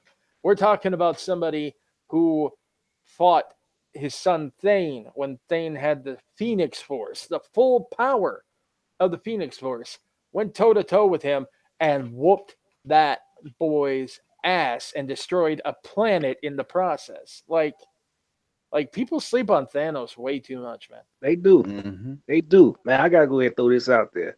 Y'all know how petty Thanos is. This man is petty. And at the end of that Thanos wins runs, when he had to fight his future self, King Thanos, he had to fight his future self. I mean, he was aged out, long white beard, long white hair. It was a crazy image to see. He had to fight his future self, and they had to fight to the death because Lady Death was just standing there. Basically, they both assuming the winner finally gets there. And as they was fighting and shit, Thanos completely, well, our Thanos, the young Thanos, he completely went off because he saw that he was getting the upper hand. He was about to win this fight, and he actually saw that his future self kind of gave up, like kind of was like, "Go ahead and kill me." And he was like, "If I have to embrace death to get this hoe, I'm done. Nah, fuck that." He was done. He was like, he watched his future self and was like, "If I have to get to the point where I have to willingly embrace death and accept defeat, then nah, that shit dead." He went back to the past and said, "I'm gonna make sure you never happen." They didn't even show what he did. He went back to the past, and King Thanos, his world just started crumbling and shit. Time paradox. So whatever he didn't do, whatever the fuck he wanted him to do. Man, And I the just thought bet that was so one of the best parts of that arc too was like in the very beginning of it when they kind of gave like a summary of how it happened. You watch Thanos freaking murder the Eternals, yeah. all of them. Like, Yeah. like, bro, nobody ever gives this man his credit. Like they'll sit there and front Doctor Doom just because he talks a good game, but when it comes to Thanos, Hey, everybody. don't disrespect Doctor Doom. Hold up. No. I ain't even saying Doctor Doom ain't doing nothing worth it. I'm just saying that they'll even hype up when he so much as talks game, but when Thanos goes out there and actually does exactly what he says he's going to do and succeeds at it, half the time Thanos lost back in the day, it was literally because he wanted to lose.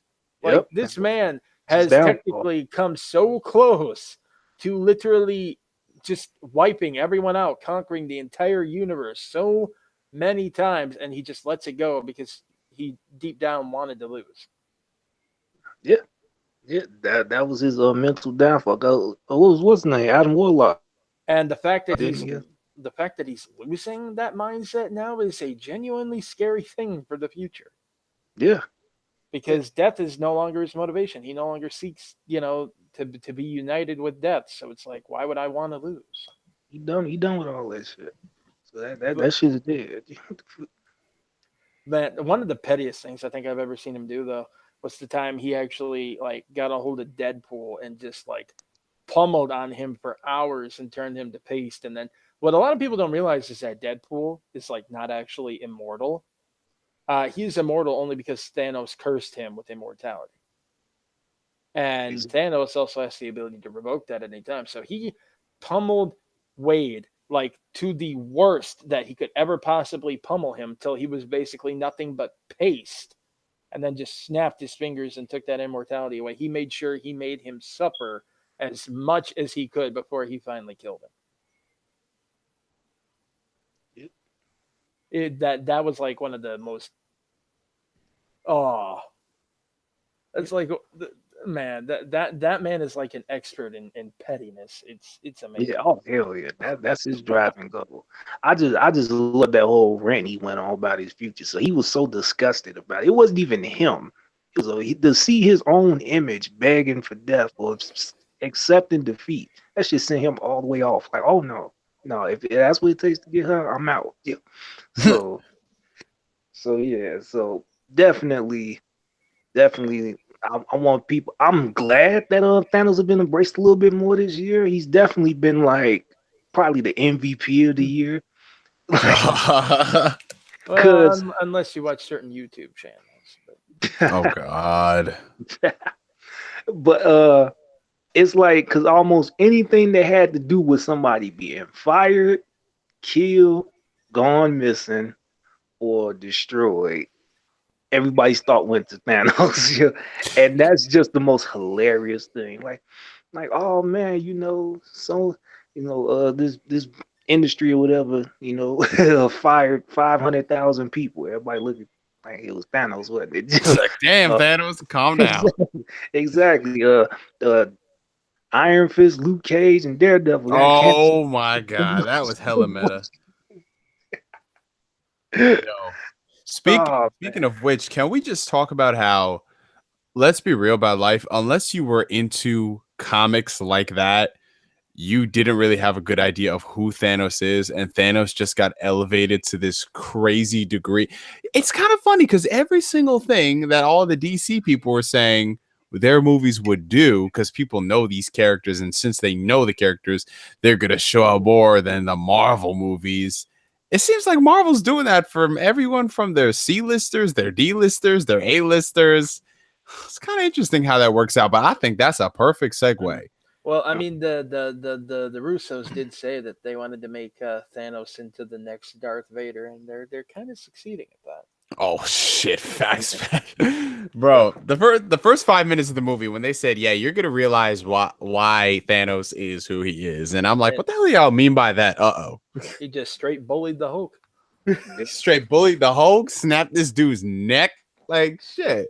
You gotta give respect to somebody that could whoop the Hulk's ass in the beginning of the movie, and then at some point you actually seen them cry about something else later, bro. Somebody was able to cry about something sentimental and whoop the Hulk's ass in the beginning of the movie. Somebody you don't want to mess with. Man, he didn't just whoop the Hulk's ass in the beginning of the movie. He scared him into hiding, man. Yeah, he did. He's straight. Hey, Hulk ain't here no more. Don't pick up that phone. Bruce, don't call my phone. Maybe violence is not the way. Yeah.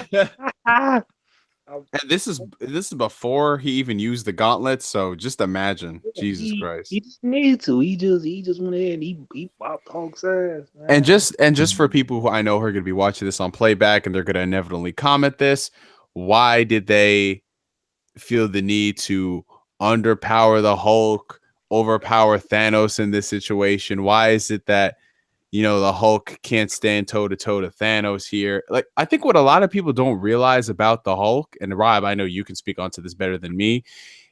As far as it goes, like the way he is here in the movies, the Hulk is all rage. There's no real style or substance to his fighting. And he just goes based off of aggression, which is why, Tony with the Hulkbuster armor was able to put up a somewhat decent fight. So if you have someone who's like Thanos, you honestly wouldn't think that Thanos would be able to take someone like that down, you Yeah, know? yeah. It's like Thanos had them hurting bombs. He had enough. He had enough oomph to go ahead and whoop his. And also, like this is like one of those things. It's like the whole scale of the Hulk thing being that he predominantly wants to be out all the time. If he's in this resting mode, he has a base level of strength. And it's like some people, and this is something people just don't get when they want to throw out how the Hulk is so OP or whatever. I was like, you do know it takes a minute to get angry, like genuinely angry. Like, okay, what if I jumped on somebody and I started giving them a barrage of punches? I might knock them out already. But what if I kept slapping somebody every 30 seconds though? You're gonna get mad. You're like, what the Yeah. and it's like, so if the Hulk just jumping from a base state, I mean, the Hulk normally gets his ass whooped from the base state. There's a certain line, you know. I mean, if you had to use the Incredible Hulk, Abomination was getting them until the Hulk got angry when Betty was in trouble and all that. So that's kind of the downside to it. Hulk was at a rested base strength, and that makes him almost no different from what Ben Grimm probably would have done. So he Well, got his ass beat. in fairness, I mean, having to sit there and watch his Guardians die, I'm sure he was at least at a slightly higher level of anger, but definitely not full power. And that is something that a lot of people tend to forget is that the longer Hulk fights and the angrier he gets, the stronger he gets. Mhm. Which is why, and that's true even in the movies. That's why when Tony was fighting him in the Hulkbuster armor, pounding him like that, he was like, "Go to sleep, go to sleep." He was trying like mad to knock him out because he knew the longer that fight dragged on, and the more he kept hitting him without it working, the angrier Hulk was going to get, and that armor was not going to be enough to keep him down.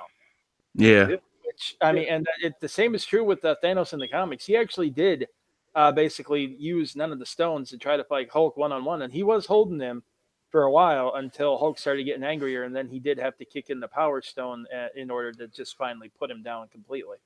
Yeah.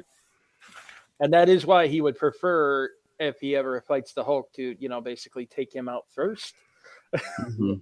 Yeah, exactly. Nobody wants a prolonged fight with the Hulk, except maybe, I think the only people who could probably withstand one are Gladiator, Sentry, and maybe later forms of Ultron after he's been significantly upgraded. But Yeah, yeah. Trust me, people that know the Hulk, we don't have time to go into the different types of Hulk, and it's not going to be the Green Scar, none of that stuff. It's like this is straight up standard Hulk. And so we have to run by his rules, run by the rules that stand with him. So Exactly. I think that's a perfect send off for this topic of Marvel because we have a lot of stuff that we do have to hit, and we are right, right, right. This is just the first topic. exactly. Like there's other there's other stuff that typical us, 30 yeah. hours on the first topic. Yep. So we got. Oh, you thought I was ending it? Nah, we still got a lot of shit to cover, bro. It's like, man, it's the year end special. We gonna go long for this one. I want us to dive directly into our second topic. Yes, ladies and gentlemen, our second topic, 90 minutes later. I assure you that not all the topics are going to be this long. It's just, we like to overcompensate because. Yeah, this was a 10-year celebration, though. You got to give us that. Yeah, like some people do 90 minutes for a whole podcast. We do 90 minutes for one topic, man. That's just how it is. You know what I'm saying? That's You don't get that quote. You might hear from us like once or twice a year though, but when you get us, you got us. yeah, exactly. So let's shift gears into talking about another company that admittedly has had a pretty freaking quiet year when you think about it. They haven't really they haven't been talking that talk since, correct me if I'm wrong, y'all, they've only released one movie this year and it came out a few weeks back, and that was Aquaman, ladies and gentlemen. So Aqua NyQuil is more like it. Aqua nap, boy. yeah. Aqua nap. This man said Aqua Nap, Aqua NyQuil, Water Thor. Water Thor. All right. Water Thor goes to Waterconda. so many names to describe this movie, but before we get into that, I want to talk about how 2018 has honestly been the driest year for Mm. DC, I think, since Well, what? Since the first Man of Steel. But Yeah. you've heard so much about like all the movies that they have in development that is just like, bruh, calm the fuck down. So but DC, uh their credit, has been making noise this year. I think it's just not been good noise. True. yeah. It started out earlier in the year when they were talking about the worlds of DC, and that's apparently the official name for this universe, but nobody is gonna call it that because Oh my god, what the fuck? Shit ain't gonna catch on. People still calling it DCEU. yeah, I'm calling it the You DCEU. still It call has a it that. better roll off the tongue. The podcast is titled DCEU. But I guess if there's one thing that we learned from the failure of Justice League was that They can't DC write has Damn, They can't write movies. bro. The action trash. I don't know what is it that they're doing that they keep fucking up, but they keep fucking up in some type of way, man. But go ahead, continue, Chris. Okay, hold up a second, because people are saying, "Oh, look at these guys, typical Marvel haters." Y'all, first off, there are people in here who have seen Aquaman, and they said, "You know, I'm gonna leave it to them when they get it." Rob will be that one. So y'all ain't gonna try to slander us. But with the failure of Justice League and the success of movies like Wonder Woman, we've seen DC. It's just they're so weird because I feel like they're learning all the wrong things from their failures, and they're not pinpointing on what was the problem in the first place. So now DC is trying to do this whole solo movie thing. They're foregoing the extended universe. So they come out with Wonder Woman, they're coming out with Aquaman, they're coming out with Shazam, they're coming out with like all these random solo movies, but in hindsight, they don't make sense. Like none. Like, so you're gonna try to make a universe, but not really make a universe, but try to make sequels from these characters from a universe that once was, but not try to see the universe together. Well, their biggest problem is straight up they're lazy. That's all there is to it. They are lazy as hell. Period. The reason I say this is because look what happened. They wanted they wanted an MCU without an Iron Man. Okay, they wanted an MCU without the lead-ins to the Avengers. They wanted the Avengers success. They wanted Avengers money without Avengers work. So what happened was they put out a Superman movie. It was a moderate success, but it wasn't their billion-dollar success like their Batman movies were before. So they said, okay, you know what? Screw that. We're going to stick Batman in it. Yep. That's basically what it was. And then they're like, we'll stick Wonder Woman in there too. We'll have the Trinity because you know we have to use. That's the biggest cringe for me too when they try to use all this religious symbolism and imagery and you know all these like pseudo religious names for their characters and their teams and everything. It's like you know even DC started referring to their characters as like gods or whatever, and it's just Gods among men. No pun. One of them even is a god, and that's Wonder Woman. Yeah, I know. She's like a goddess that Superman's treated like a god. He's got the power of a god. They literally they literally made Batman a god at one point. It's just anyway. Oh yeah, I mean the god of knowledge, but still doesn't know who the Joker is. Incompetent. Yeah. But it's just one of those things where it's like they're lazy because they figured out okay, our approach to an expanded, you know, tied together cinematic universe didn't work. So it's like instead of sitting down and figuring out what did we do wrong and how do we fix it, they're like, oh well, it was fun while it lasted. This is clearly not a viable thing going forward, and they just chucked the whole thing. They no longer have a continuity. Wonder Woman 2, for example, is now just you know the Wonder Woman 84. It's set in the Cold War. It takes place in the Cold War. Wonder Woman is apparently open and active in the Cold War. It's not some secretive thing. So they're going with the whole Wonder Woman thing and the ending of that, where she decided she was going to protect humanity from that day forward. But that doesn't tie in with what happened in Justice League and Batman v Superman. But they're just saying, screw that. And they're saying that this isn't even necessarily going to have continuity with the original movie because Chris Pine is back and he's playing the same character. And he's the same character who was alive and the same age he was supposedly in World War I in the Cold War. Oh This God. is they're just stealth rebooting this whole thing. They're saying screw the idea of a cinematic universe. We're just going to put out nonstop movies of our heroes, and they're also just throwing everything at the wall to see what sticks now, right down to friggin' Plastic Man.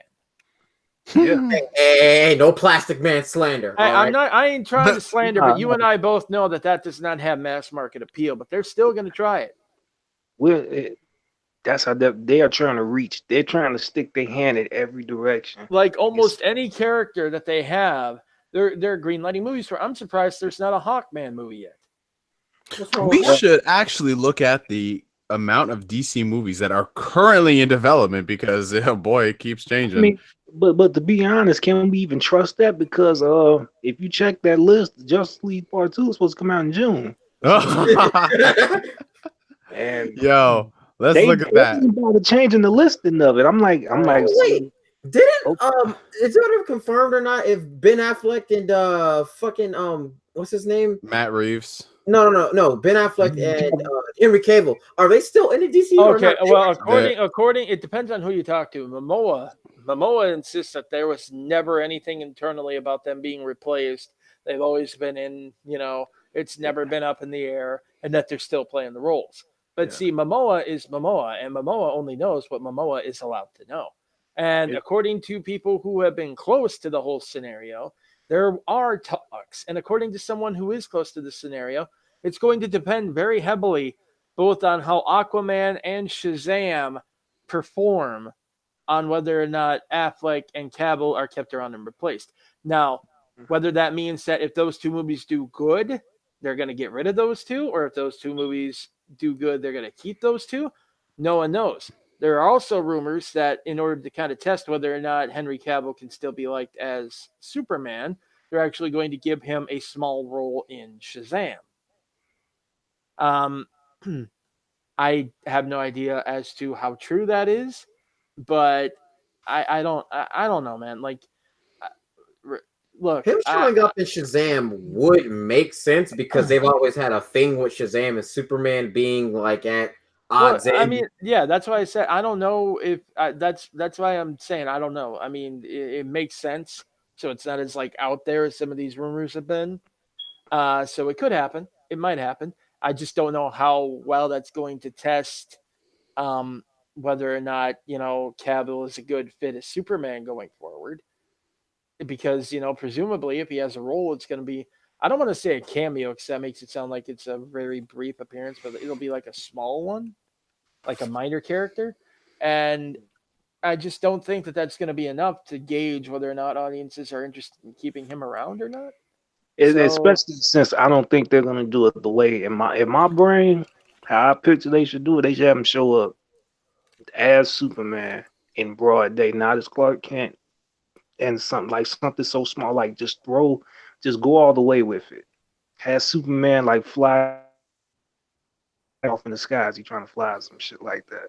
Like give him the Superman entrance or something like that. Because you can play off the whole thing. Y'all know the beef the comics had when they first created Captain Yeah. Marvel. Oh, you know what I'd love to see them do is like when I'd love to see them do something where where Billy's like trying so hard to like do something on his own and he can't quite do it, and Superman shows up to help him.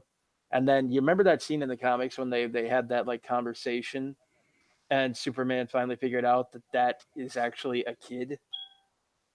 Oh, I think I know what you're talking about. Yeah, Yeah. and he was like, "Who did this to you?" Like, honest to God, I would love it if they adapted that.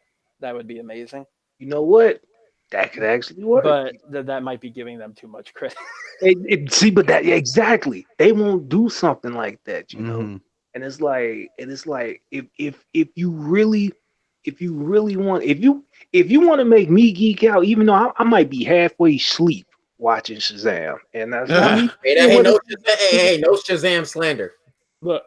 To I'm see talking if about you movies, want to man. fix your movies, I've had a plan to fix every single movie you put out. Hire me. I remember that plan. I Remember that will- plan. I will make you at least watchable.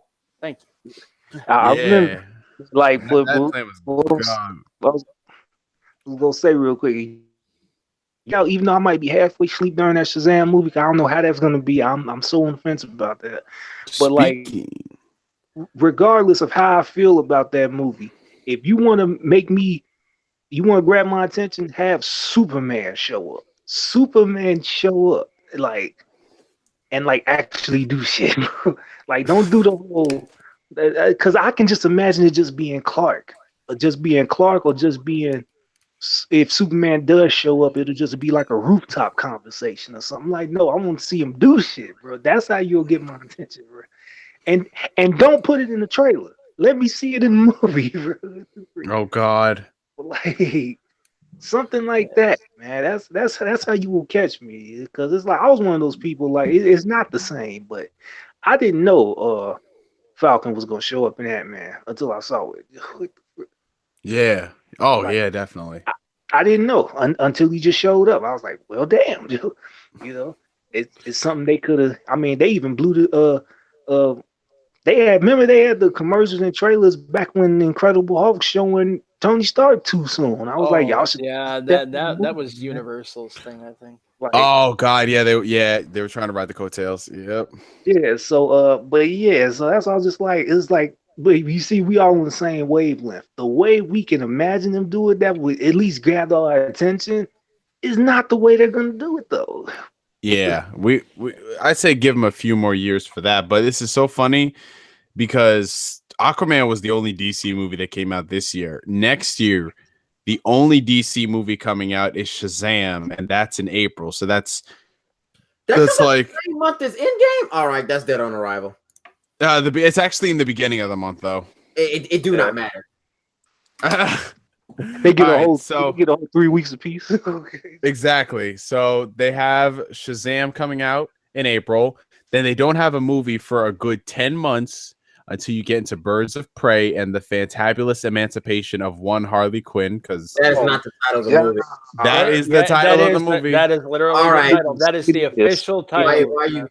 So you just wake up in the middle of the morning to lie to me. That's what y'all You just go lie exactly. like that. Lying on Facebook, lying on Twitter, lying on Wake social up and media. decide, I'm gonna lie to Jamil today. That is not the name. of And that. look, That's I ain't gonna try. I ain't gonna try to predict the future or nothing, and I ain't gonna try necessarily to be casting aspersions on anyone's motivations or motives or anything like that. I'm just gonna say that there is a very, very, very likely reason why they seem to be stressing so heavily and importantly that this upcoming female-led superhero movie is going to be getting a hard R rating. Uh-oh. I'll let you figure out. Hard R. Yes. Oh, not that hard R. You people that love the Wolf of Wall Street gonna really love that one. There we go. So, and then they have another movie 2 months later, and this movie still has no director, no writer, nobody attached to it. Cyborg. What happened to Flash? Did he just get like retconned out? Listen. Cyborg has a confirmed date. The Flash doesn't, which it makes no sense because at least the Flash is writers, but I thought Cyborg was canceled. Speaking of Cyborg, I do just gotta ask because someone in the chat might know what's going on with this. Did y'all see that Cyborg poster for Doom Patrol? Where well, first of all, anyone who says that looks good, those prosthetics look good, they are kidding themselves. But second of all, like, did y'all see that one of the versions of the poster that came out had him labeled as Steel for some reason? What was that like a Photoshop, or like do they have to change his name in certain regions or something, or what's going on there? I this is news to me, bro. I don't care much. Oh yeah, I posted it in the chat. It was like the weirdest thing. Yeah, I'm gonna go check that out. Yeah, one poster has him as Steel, the other one is Cyborg. Okay, then Patrol trailer out, and I don't know if they call him Cyborg or Steel. All right, so then after that, oh god, they all right. This is how you know they're trying to replicate what Marvel did this year. They have 3 DC movies opening up within 2 months of each other in a 6-month time span. Okay, the whole reason that you can do that with Marvel movies is because it's a universe. Yes, they're connected, and people got sick of like long waits between. And then you have, for no reason whatsoever, other than I guess it didn't want to compete with Star Wars, All right. Wonder Woman 1984 opens in June, which makes no sense. You have a year and a half for post production. All right. One question. When does Godzilla drop? Would Godzilla the standard one, not the King Kong? Yeah, King of the Monsters. Yeah. That drops. Let me see. It drops May 31st. Yeah, May 31st. So they're gonna release Godzilla, and what? They're gonna drop Wonder Woman right after that? No. This is 2019. Oh, okay. So they're dropping that in June 2020. Yeah, they're dropping in June 2020 when it was supposed to come out in fall of 2019. I think it would have been perfect for fall of 2019. Well, yeah, but I mean, okay, but still, I mean, they really are putting Shazam out there to die, man. Like they're dropping it right in front of Infinity War, and then by the time Infinity War 2, Endgame, sorry. Wait, doesn't Aladdin opens up a few weeks before that? Oh shit! Yeah, they're sandwiching it between that, and then Endgame comes out, and then by the time Endgame finally starts tapering off, that's when Godzilla comes out. So that's going to cannibalize Shazam. Wait, no! Wait! I'm wrong. They're opening it up again. Well, Dumbo opens a few weeks prior, so all right. Okay. Well, they might be safe then, because that Dumbo looks like a Tim Burton does not have the magic anymore. I'm sorry. He's a hack. Okay, great. Yeah. He don't. All right. So then after that, oh my God. Oh yeah, I completely forgot Captain Marvel was gonna do. Okay, no, it's still dead. Okay. No. See, we all forgot about Captain Marvel, but no. Okay. Now this is dumb. I know obviously half of these movies aren't gonna get made, but they're opening up Wonder Woman in June. They're opening up Green Lantern in July. Yeah, have they even decided what they're doing with that yet? No, they say it's Green Lantern Corps, and that's it. That's it. I heard that they're basically trying to see. I heard that they were going to do it like a buddy cop movie, and they were going to try to. That's what everybody heard, buddy cop. And they're trying to get like Denzel Washington and some. I heard they were trying to get Christopher McQuarrie to direct it. Yeah, right. Last I heard, they were really trying to get Denzel to come in as John Stewart, and they were. He's too old. He's almost 70, man. I know, but they still wanted him. He was actually like near the top of their list. Is he gonna play the Hank Pym version of? Well, basically, I'm thinking that I'm starting to think that they're basically gonna make John Stewart the veteran and have friggin' Hal Jordan or no Guy Gardner. Yeah, probably. They're gonna have him like as a rookie. They're probably not gonna go with Hal. Oh, yeah, right. Because his name got too much stink on it. I guess they're assuming. But Deadpool like 4 or whatever is gonna make a joke about that. Like, they need to stop. They need to stop ignoring my boy Kyle Rayner though. I mean, he was the one. He was the artist, Green Lantern, dude. So the creativity of an artist with the power of the Green Lantern, he was the only one that actually made a Gundam with his ring. Like, stop playing, man. But there's a lot of potential for that. Honestly, I think like this could be their Guardians of the Galaxy, in a sense that they could have like this ensemble team doing space missions. I think it'd be pretty cool. Chris, excuse me. They already had their Guardians of the Galaxy. It was called Suicide Squad. Academy Award winning Suicide Squad. Will you stop? Academy Award winning. Get it right. Yo, Danny, you don't know the half of the abuse, okay? You better not make any sudden moves, boy. You're a bad guy, sweetheart. Oh my fucking god. James Gunn was never confirmed for Suicide Squad 2. What are we? Some kind of Suicide Squad? He was rumored to be in talks for Suicide Squad 2, but nothing was confirmed. So yo. I mean, it's not gonna kill you. It's just gonna hurt you really, really bad. Really bad. Hey, yo, I just looked up every single DC movie coming out. I didn't even know some of these were in I'm getting there. And again, a movie down the list. I'm going down the list. It's gonna get much quicker considering we know nothing about these. This movie was supposed to debut this March, The Flash. I'm upset Bro. because Flash is one of my favorite DC heroes, and they just. I'm sorry, I got nothing against what's the guy that plays him? Ezra Miller. Ezra, I got nothing against him, but he's not Barry Allen. Like he's just not. No, he is not. Can I Like, ask?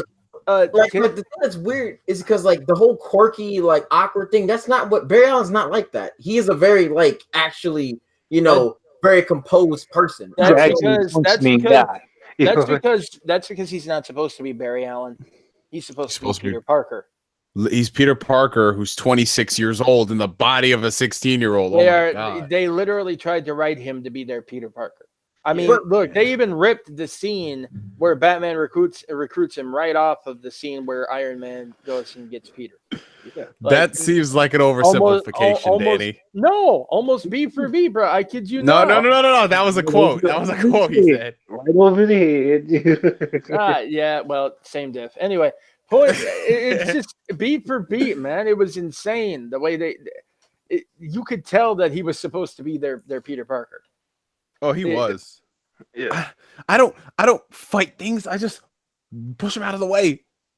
Right. That's another thing. I'm here to recruit you to a super team. I'm in. What?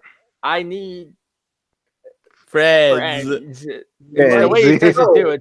It's just friends. Like my god. Barry had plenty of friends. He was very social. Like I'm like, what is all this? Like it hurt me too because it felt less like okay, how do I say this?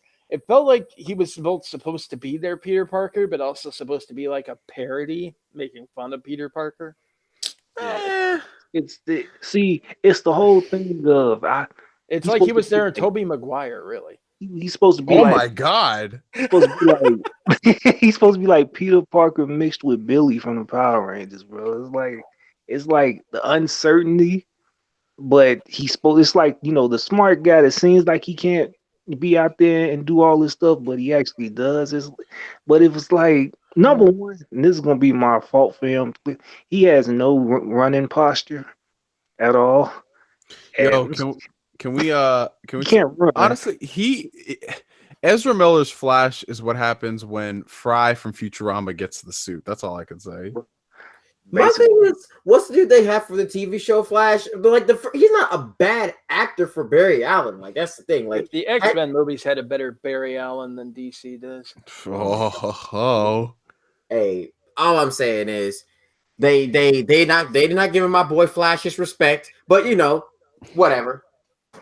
And that's the thing that there has been some. Okay, what's funny? You remember how a few years ago when we were talking about this, when we were doing the year-end special in 2016, we were like, yeah, to be honest, man, like this Flash sucks, but at least we have the TV one. Yeah. God.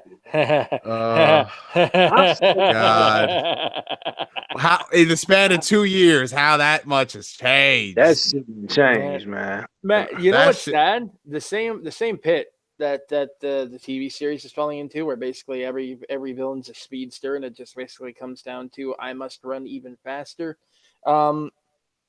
Did you know that's actually kind of where the comics have been falling lately? Yeah. Yeah, basically, even the Flash comic lately has just been going back to, speedster's back, must outrun him. Speedster's back. It's gotten worse. They found other forces. There's the strength force and the sage. Stupid. Yeah, so now you can become Hulk size and run like the Flash. Okay. We gotta save it. We gotta save it. We gotta save the DC comic rant for the freestyle section. No, but like my biggest thing with like the TV shows is that it's like run faster, Barry. But like it's like run faster than time. What does that mean? It's like saying run faster than the color blue. I don't get it. Like, time travel, right. He said run the blue. Right. Time travel is like the norm now. It's like everybody's OP in that show now. I know because I unfortunately keep watching it because my comic in this is a I don't know, but Jamil, who probably could explain to you what that means? What? The Green Lanterns. Oh God. Yo, but there has been some update. There's been some movement outside of directors leaving left and right, like it's going out of style. Apparently, DC is going to be downscaling this movie tremendously. It is no longer going to be adapting Flashpoint. it is, quote, going to be a more manageable movie, whatever that means. So, Oh God, Oh, they're hey, just gonna do season one of the show in the movie. since we're talking about bad superhero movies already, do we have time to squeeze in a minor Sony roast? we'll get to that. I just want to just end the topic of Sony because I want to transition into the movie section after Rob gives his quick thoughts on Aquaman. So, we are going to go back. So after the Flash, there's been no updates on this literally whatsoever, and that's the Batman. They've been stringing the audiences along. Is Affleck attached? Is he not? And we've talked about that at length, so we're just gonna keep going down the list of the other DC movies because we're already 2 hours in. So after that, we have a list of other movies that are in varying stages of development. So none of these are actually complete. None of these have writers or directors attached to it, with the exception of one, which isn't on the confirmed list because it doesn't have an actual release date yet, and that is the Joaquin Phoenix Joker movie. Guys, quick thoughts on that? I am actually partially looking forward to that. I don't know, maybe just I'm a Joaquin Phoenix, just kind of curious. But what you about to say, Danny? Oh no, I was actually coughing at the moment. Oh, but yeah, I mean, I'm looking forward to it as a knowingly side movie. I don't expect this to lead into anything, you know. I'm just kind of curious because the type of movie I think it's going to be. Like once again, the Trash. movie I think it's all right. You completely threw me off, but like nah. Seriously though, this seems like this could truly be like a suspenseful thriller type movie, and you know just to watch a movie watching. I just want to see somebody go through the breakdown. I was like, I just would like to see a movie about okay, what would make somebody just completely lose their shit so much that they would end up becoming something like the Joker. You know, I know they tried to go the whole thing of the different paint look and all that. I guess they just trying to really say that this is going to be its own little side thing or something like that. I don't know. Maybe just from the just probably it's probably like 50% of me being fed up with expecting DC movie to do certain thing that the one movie I know is going to be different. I'm kind of interested in more than the rest. I don't know. But I'm slightly interested, and people need to stop insulting Joaquin Phoenix as an actor by thinking that this is an origin movie for Heath Ledger's Joker. It's not.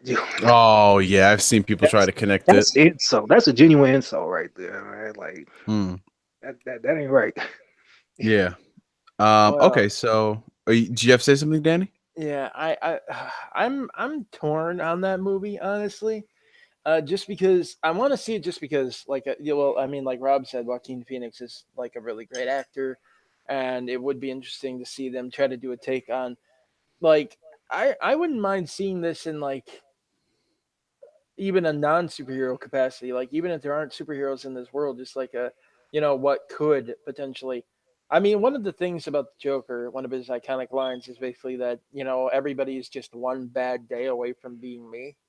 Mm-hmm. Yeah, So it'd be interesting to see like that one bad day per se happen, and the fact that they actually have him starting out as what looks to be like a performing clown yeah, who snaps and just kind of embraces that motif as his new persona, as it were.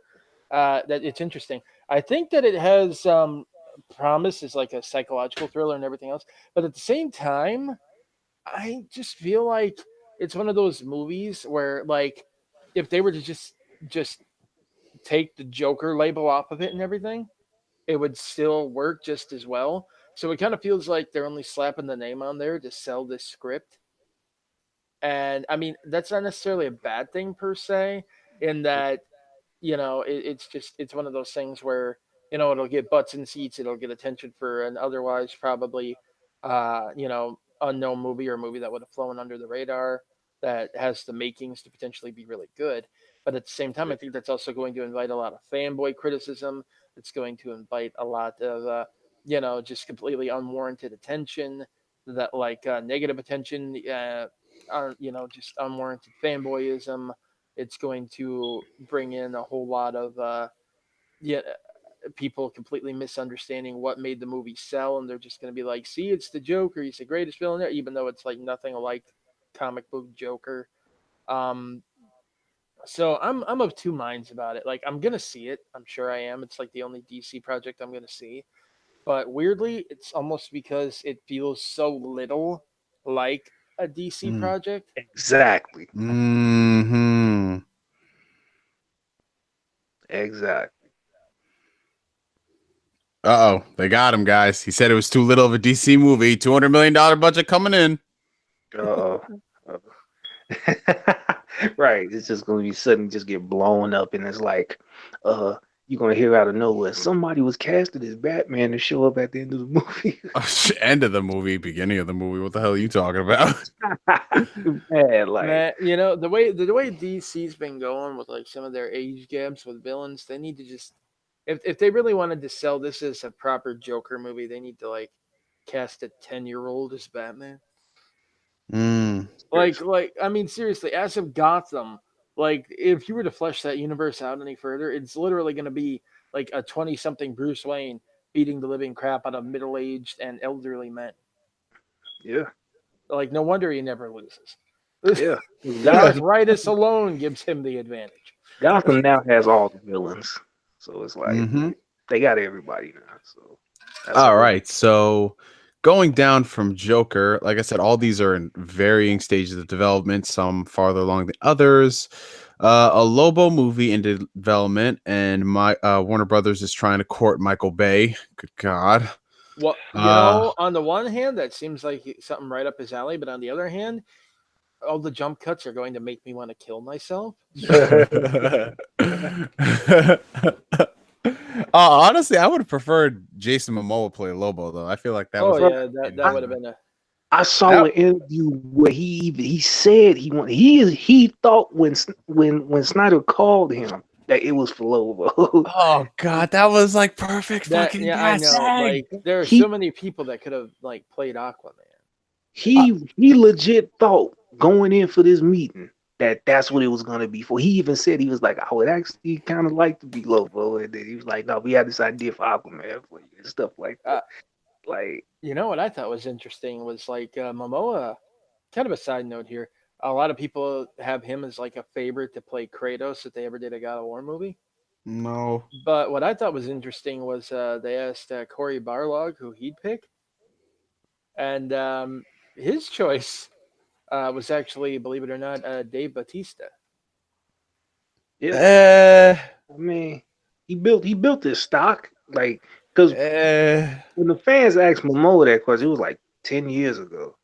Oh, that shit, that's right, yo. Like, everybody remember that interview where he was like, he didn't even fully know the character. He's like, you mean the dude with the bald head and the tattoos, right? He's like, yeah, he's like, hell yeah, and everybody's like, oh yeah, like that's the one interview everybody's just holding on, and they've been holding on that motherfucker for 10 years, man. Yo, I still think had Christopher Judge been a bit younger, that dude. Have y'all ever seen Christopher Judge in person? That motherfucker looking scary, man. Oh god, yeah, I have. I've watched him for like years. So I mean, yeah, Stargate fans, what up? Oh god, Stargate is amazing, and believe it or not, that's actually the first place I saw Momoa too. He was in Stargate Atlantis. Shit. In fact, they actually have a crossover episode where the two of them finally go at it. Bro, I'm telling you. I should rephrase in this day and age. They fight. Yeah, you better. you gonna make some people in this chat horny. That's all I'm gonna say. Oh, What's the show? Stargate? Huh? I need to see this. Is it on Amazon Prime? It's actually on Verve. The complete series. Oh, VR. Oh shit. Yo. Yeah, SG1 and Atlantis are both on there, I believe. Nice. All right. This one hasn't had any updates in a few years. Well, actually, it has had an update. They changed the name last year and they hired some writers. Justice League Dark.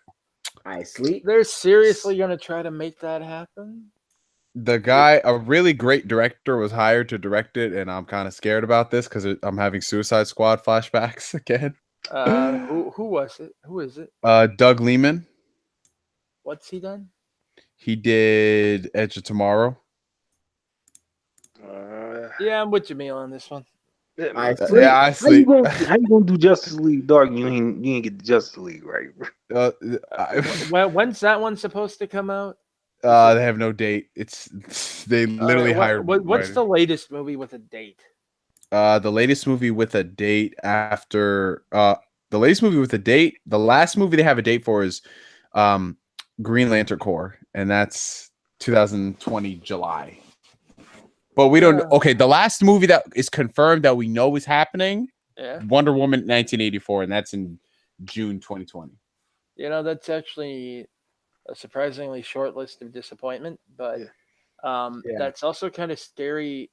That's a scary position for a filmic universe to be in. Mhm. I mean, like Marvel's got stuff slated out through 2022 already, because they have a strong stable going here. DC only has plans for like maybe the next 2 years, and that's like the production period of a movie. That's scary. Have they said anything about what the hell The Rock is doing? Cooking. Black Adam. Yeah. Where the fuck is Black Adam? He's apparently cooking, sir. Oh my god, I'm done. Okay. Okay, Danny. Sit down. I give you that one. Sit down for that one. All right. So here comes the big one, Rob's favorite movie. It just got pushed back as of last year. Justice League Part 2. I thought it was Moon Knight. Yeah, Rob does want that movie. Hey, Jamil, come on. BVS Batman was Moon Knight. Oh shit. Oh, Of course. He was having weird visions, hearing voices in his head, killing people. He's Moon Knight. The non-existent Man of Steel 2. We're gonna pass on that. No, God, that depresses me every time I hear about. I know. I think about what could have been, and they were even talking about doing a part 2, and they were talking about Brainiac or Brainiac, and it's they fucked all right. That. They all that goodwill. I was could have had a Man of Steel 2 in 2015. We could have had a Batman movie in 2016. We could have had a team up movie. I don't understand why was this shit so hard. It's like I would never understand what was so hard about this shit. And it's like you did this in all type of ass backwards order, and it's like, oh man, it's frustrating. Okay, Rob, hold on. We about to have 2 Jokers and probably another Batman, and we ain't got a Man of Steel sequel. Go ahead. That's the weirdest flex, but okay. Booster Gold and Blue Beetle. Okay, we done here. That's it. Booster Beetle. Booster. I guess it's a team up film. They're a couple now. Honestly, weird team ups can work. We started where somebody just started typing shit, bro. Oh, okay. Now you know what's gonna piss y'all off. Y'all know what's gonna be in March 2018. They had a completed script. That is just a stab in the heart to all Superman for the Booster Beetle movie. Oh. All right. Honestly, I gotta be. I'm gonna save this for later because we gotta get moving here. Okay. Christmas list. I'm trying to. This DC list is like the gift that keeps on giving for a podcast. Yeah, I'm telling you, like. Yo, Suicide Squad 2. Trash. Gotham City Sirens, which makes no sense why they're making this, and they're also making a different Harley Quinn movie with Birds of Prey. But they're sticking Harley Quinn in because they can. Well, here's why. Margot Robbie has proven she's willing to appear nude, and Harley Quinn is considered hot. Ergo, you stick her in as much as possible in as little clothing as possible. There you go. That it makes perfect sense if you're a studio exec. I mean, come on. Yeah. So after that, a Deadshot spinoff. Why? Yeah, okay. God in heaven, why? We not even gonna make it. You mean the Will Smith spinoff? Because that's all Deadshot was literally Will Smith. He was. That's it. He was just Will Smith playing Will Smith with cosplay armor. Mhm. A Nightwing movie. You know what? That movie was just Comic-Con the movie. Basically. Yeah. A Nightwing movie. Trash. Yeah, we in No, fantasy you know land. what? You know what? I don't even want to. No. Okay, you know what? I'm trying like hell to save this for later, and you keep baiting me, Chris. Don't do this to me. No. Hold that shit. Hold that shit. Hold that shit. Do Hold not. that shit. I will not stand for that slander. I won't. No, that movie will never be made. No, I won't let it be made.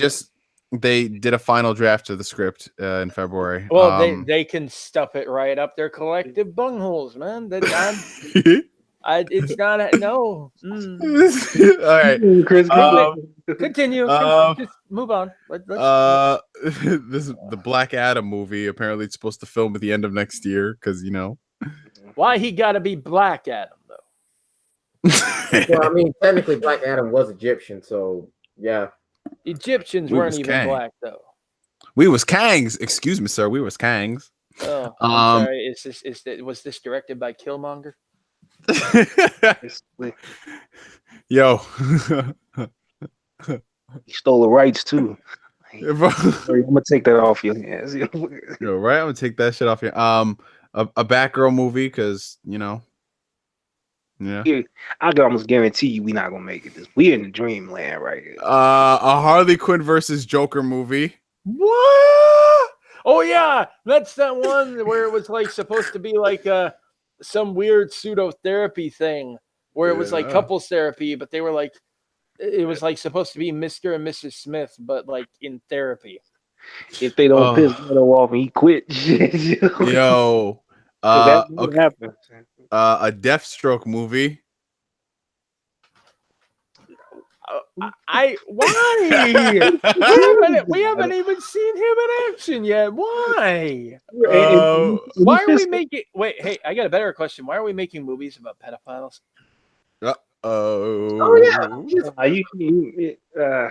I mean, are we forgetting about the fact that DC to this day is just kind of brushed under the rug that he met Tara when she was 15 and promptly laid her down? And anyway, before that, Chris, somebody in the chat said that Shokia wants to collab on a podcast with, I don't know if it's all of us or just you.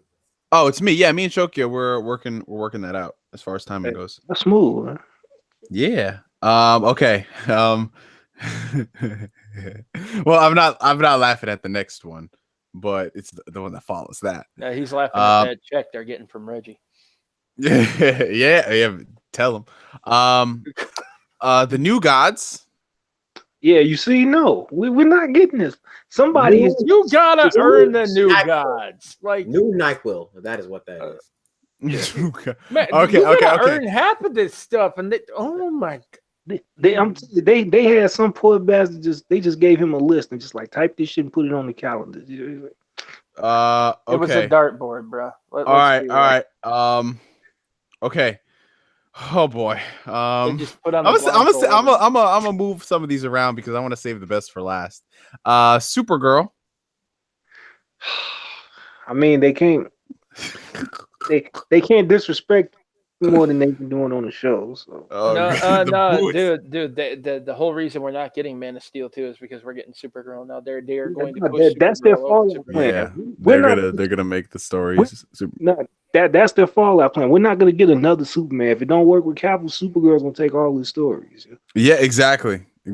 Yeah, I mean, why not? They're already doing it on the show. Literally every arc has been ripped right off of Superman. Which is stupid because she has her own damn stories, and they could be telling them, and not all of them are half bad, and they're easily adaptable. But no, they got it. She has a Russian clone called the Red Daughter. Yeah, Supergirl needs to die. Red Daughter. Red Daughter. Okay. Hey, can we hurry up to the part where they put Doomsday in there and it kills her? Like, oh shit. Damn, that's very sexist. Plastic Man, as y'all know. No Plastic Man slander. No, you know what? You're right. It's Supergirl, so odds are she'll probably just kick Doomsday's ass. Yeah. A sequel to Aquaman, because yeah, it's good. It's probably gonna hit close to $1 billion. I have a feeling. China Oh. likes their sleep. Yeah. Okay, this makes no sense whatsoever. But No. a Blue Beetle movie with a different Blue Beetle. Yeah, they're gonna try to do both of them. So, okay. Yeah, they're doing Theodore in the other one, and then Reyes in the standalone. Yeah, see, Why? see, I'm telling you, man, they're gonna reboot this list, and all that shit's not gonna be on there. Because Okay. they still got Justice League listed, so it's like, Yo, all right, and y'all ready for the best for last? mhm. No. Yes, you are. You're ready for this because as of June 2018, we're getting not one, not two, not three, but a fourth appearance of Joker with a Jared Leto standalone Joker movie. Yeah, nah, we done. Nah, Next topic. they are not. Okay, next topic. He is gonna quit long before that. Watch. I thought he already quit. I mean, he just straight up said, he literally studio the finger. I mean, Well, they probably made some phone calls while he threw some price gauges at him and shit like that. Like then again, I don't know if Joaquin does well, they might actually just completely try to surgically I was implant about him. to say that. yeah, like they might try to damage to flip him in. So, like, Okay.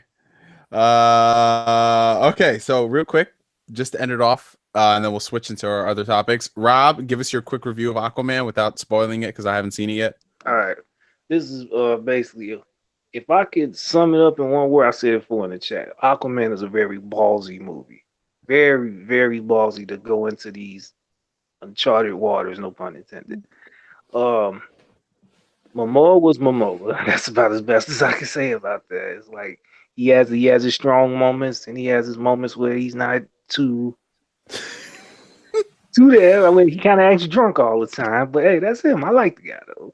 But you know, he was. I mean, overall, the movie, without getting too much into it, because we put a lot of time into this, the movie is okay. I'm not about to just straight up bash. It's about MCU Phase One, okay.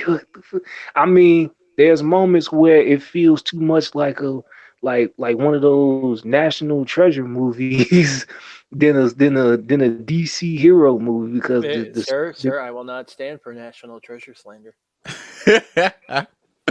well, that's the only example I really have because it's like there's like a legit like. But those movies don't put me to sleep. But it's like That's there's true. like it's like it's a superhero origin movie and it's also like a genuine adventure movie and a lot of it is outside fantasy. And we know why because that money was getting wet and all that shit. And so they had to have a whole section that's out in the desert that you all seen. You can almost guarantee that they did that because the money was getting tight because there's a lot of time out there. And I mean, how they did Atlantis, it was like, I mean, let's be real. How can you do it in Atlantis and it not look kind of crazy, crazy, weird, whatever? They did the best they could, So basically, I say the movie is okay. Did it save the DCEU? No, God can't save the DCEU. It just proves what we've been saying for all these years that maybe y'all should have done this first. No, sir, excuse me. We're just haters for the hell of it, and we have no basis for any of our claims. Yeah, we were just hating on.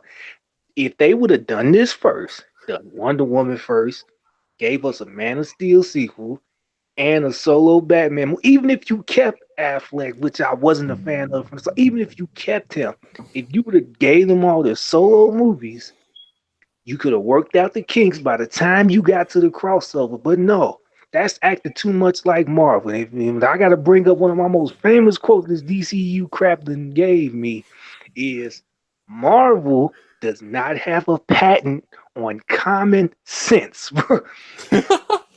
They do not own common sense. 2 plus 2 is 4. Last time I checked. If So it ain't maybe broke, don't fix it. exactly. So maybe they should have done all this first instead of having everybody come together at your attempt at the peak was the Justice League, and now you want to do the solo movies. But you know what? You just a blind man trying to fish. So, but it's okay. It doesn't save the DCU. I wouldn't say. I already see people like, and I know there's like bleeding heart DC fans. They need some type of hope, and it's like, and they look at. I'm like, look, Aquaman is okay. Don't start doing that shit. Well, this is the greatest superhero movie that came out in X amount of years. This one movie is better than all the MCU movies, and don't start all that. You No, gotta. you mean like Humberto Gonzalez did when he said that critics are raving that this is the greatest DC film since The Dark Knight? The Yeah, Dark Knight. no, y'all gotta start that when y'all add those standards, and then people go see it, holding your standards to it, they gonna be like, you lied to me. So no, nah. So it's okay. That's about the best I can say. It's okay. So yeah, Oh, okay. yeah. Well, I That's might about All have it. to right. watch it. I might have to watch it just because, like at some point, assuming that we actually ever podcast again, we need to discuss that movie. I will say Aquaman. this. Yeah, I will say this. I'm Wait, willing to give it a shot. I really am. I am. I want to see it. I want to see it. I'm probably going to see it. Maybe next week. Oh, I don't know if I'm willing to actually spend money on that. Yeah, Oh I shit. I No, would. Danny, don't worry. I got you, bro. Don't worry. I mean, right? If Cam Rips was up weeks before it came out, it's probably better for him. Sir, we don't condone piracy on this podcast. Nah, pirate that motherfucker. Not official. No. Y'all don't know my boy Cam. He was gonna pay for Danny to go see the movie. Shut up. Boy, if you don't nonsense, oh my fucking guy. He said my boy Cam. My boy, my boy Cameron Rip. He is good. He's connected to. He is connected. He got these connections, bro. Danny, I'm gonna give you his number, man. It's just like no. I was gonna say. Yo, Rob, you just that's a high point of tonight. No, but for real, Listen, my boy Cam Rip. my boy Cameron Rip, bro, he's a good guy. Shout out to Cameron Rip. He helped me a lot. So you're saying he can hook me up with totally legitimate, official, paid-for tickets? Wink, Yeah, wink. I mean, Oh my god. remember, he hooked us up a couple times. Like that's my dude. Oh Oh yeah, god. yeah, I remember him. He's the one who hooked us up for Batman v Superman too, which we totally watched in an official and legal capacity. We all simultaneously did a podcast after we all watched the movie at the exact same time. I'm telling you, this boy Cam come through. Man, my boy We all Cameron synced Rip, it up man, in time zones. he need you, bro. Oh man, but real quick, I just was trying to say this. All right, there was one moment in Aquaman that got my attention, and unfortunately, they blew it in the trailer already. Was when he had the colors on, man, it caught me for a minute. Like I will admit, you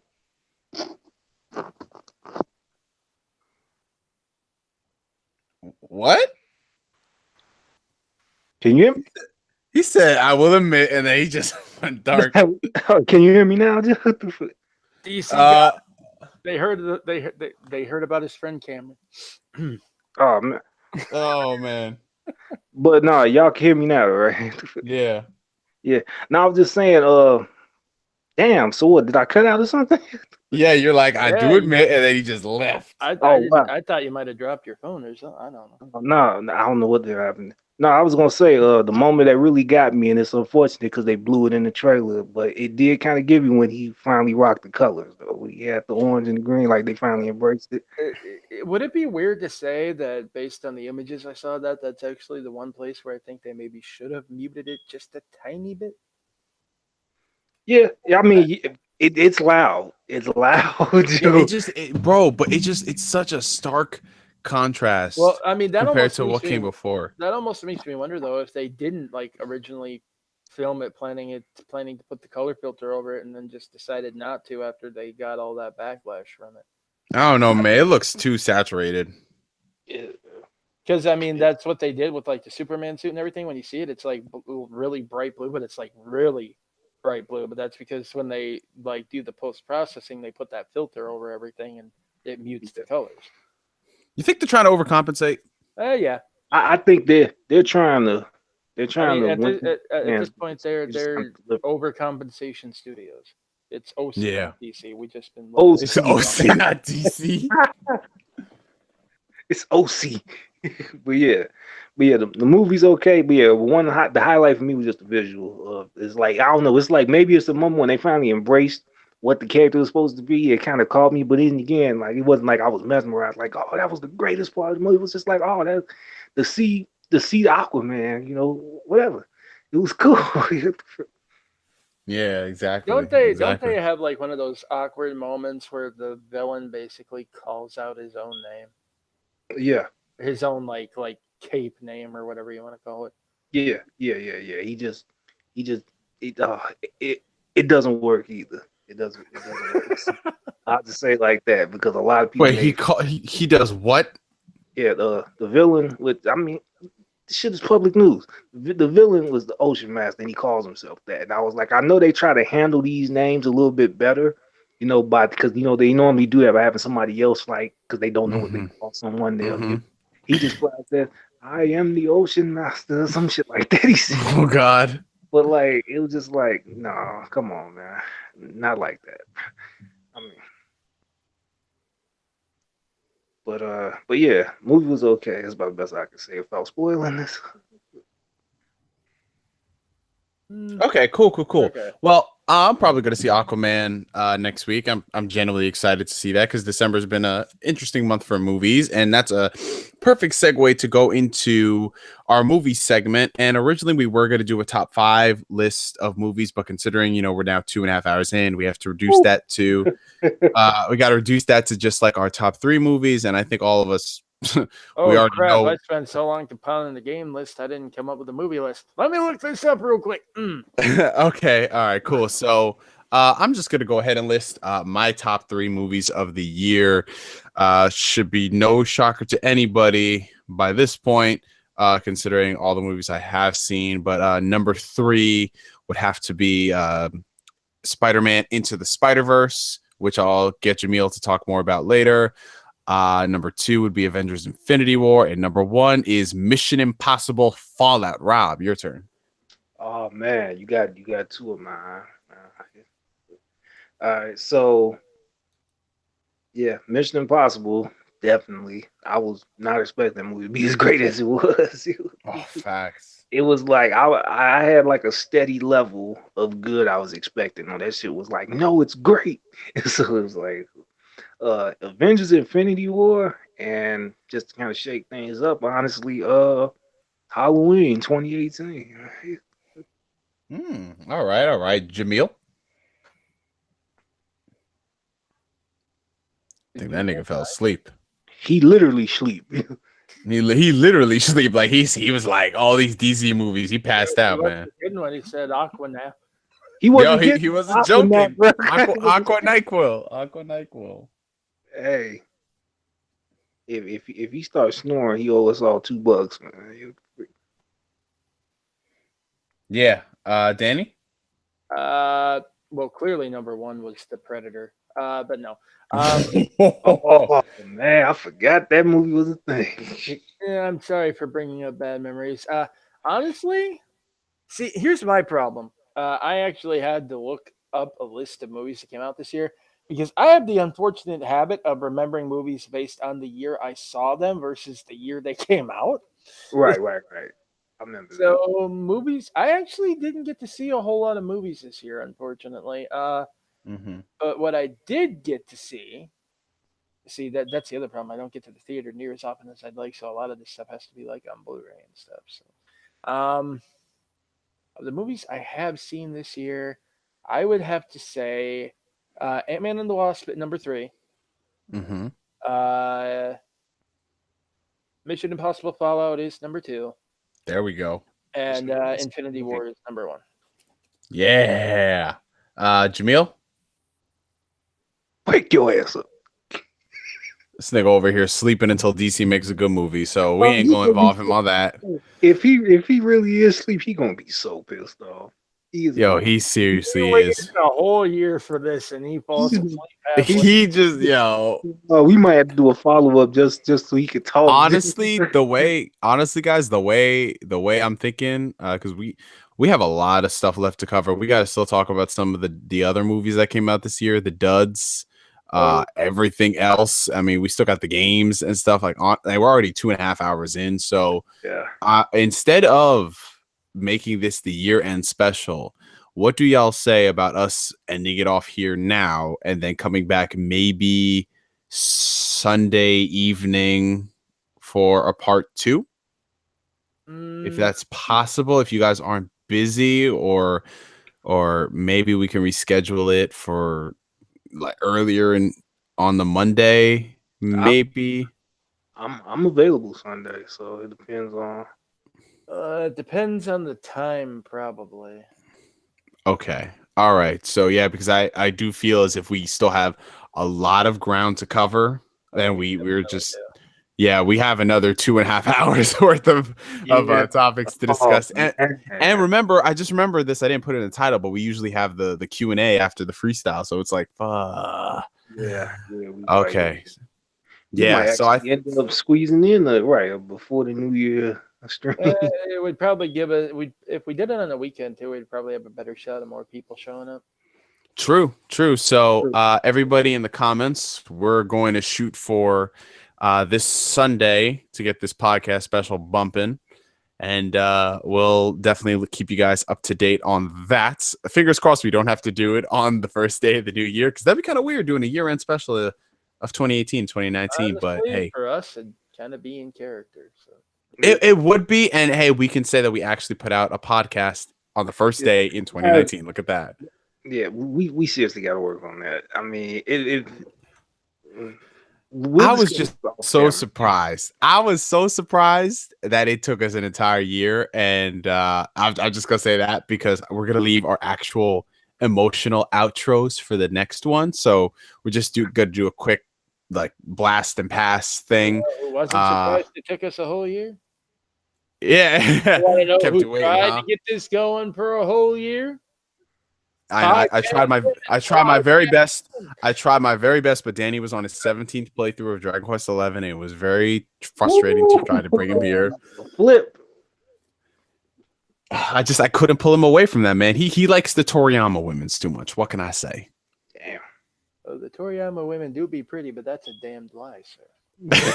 That is a damnable lie. Anyways, ladies and gentlemen, until we see y'all again, whether that be Sunday or in 2019, thank you guys so much for joining us on another fantastic podcast. 2.5 hours to talking with these guys, talking with the family. It 2.5 hours feels like 5 minutes, man. And we're not even close. You know what you could say though, Danny? This is a perfect analogy. The end of this podcast is like the first compendium of Infinity War, man. That's what it is. Because we're gonna come back with part 2 and unload, man. That's that shit. Ooh, I like that, man. I like that. Yeah, we even lost Jamil in the snap. Oh, damn. We lost him. Oh, he's gone. He's freaking gone. And will he come back? Will he come back? We don't know. We'll see if he survives the snap. For Media for now, my name is NGS signing out. And like always, I will catch you guys later. Peace. Peace.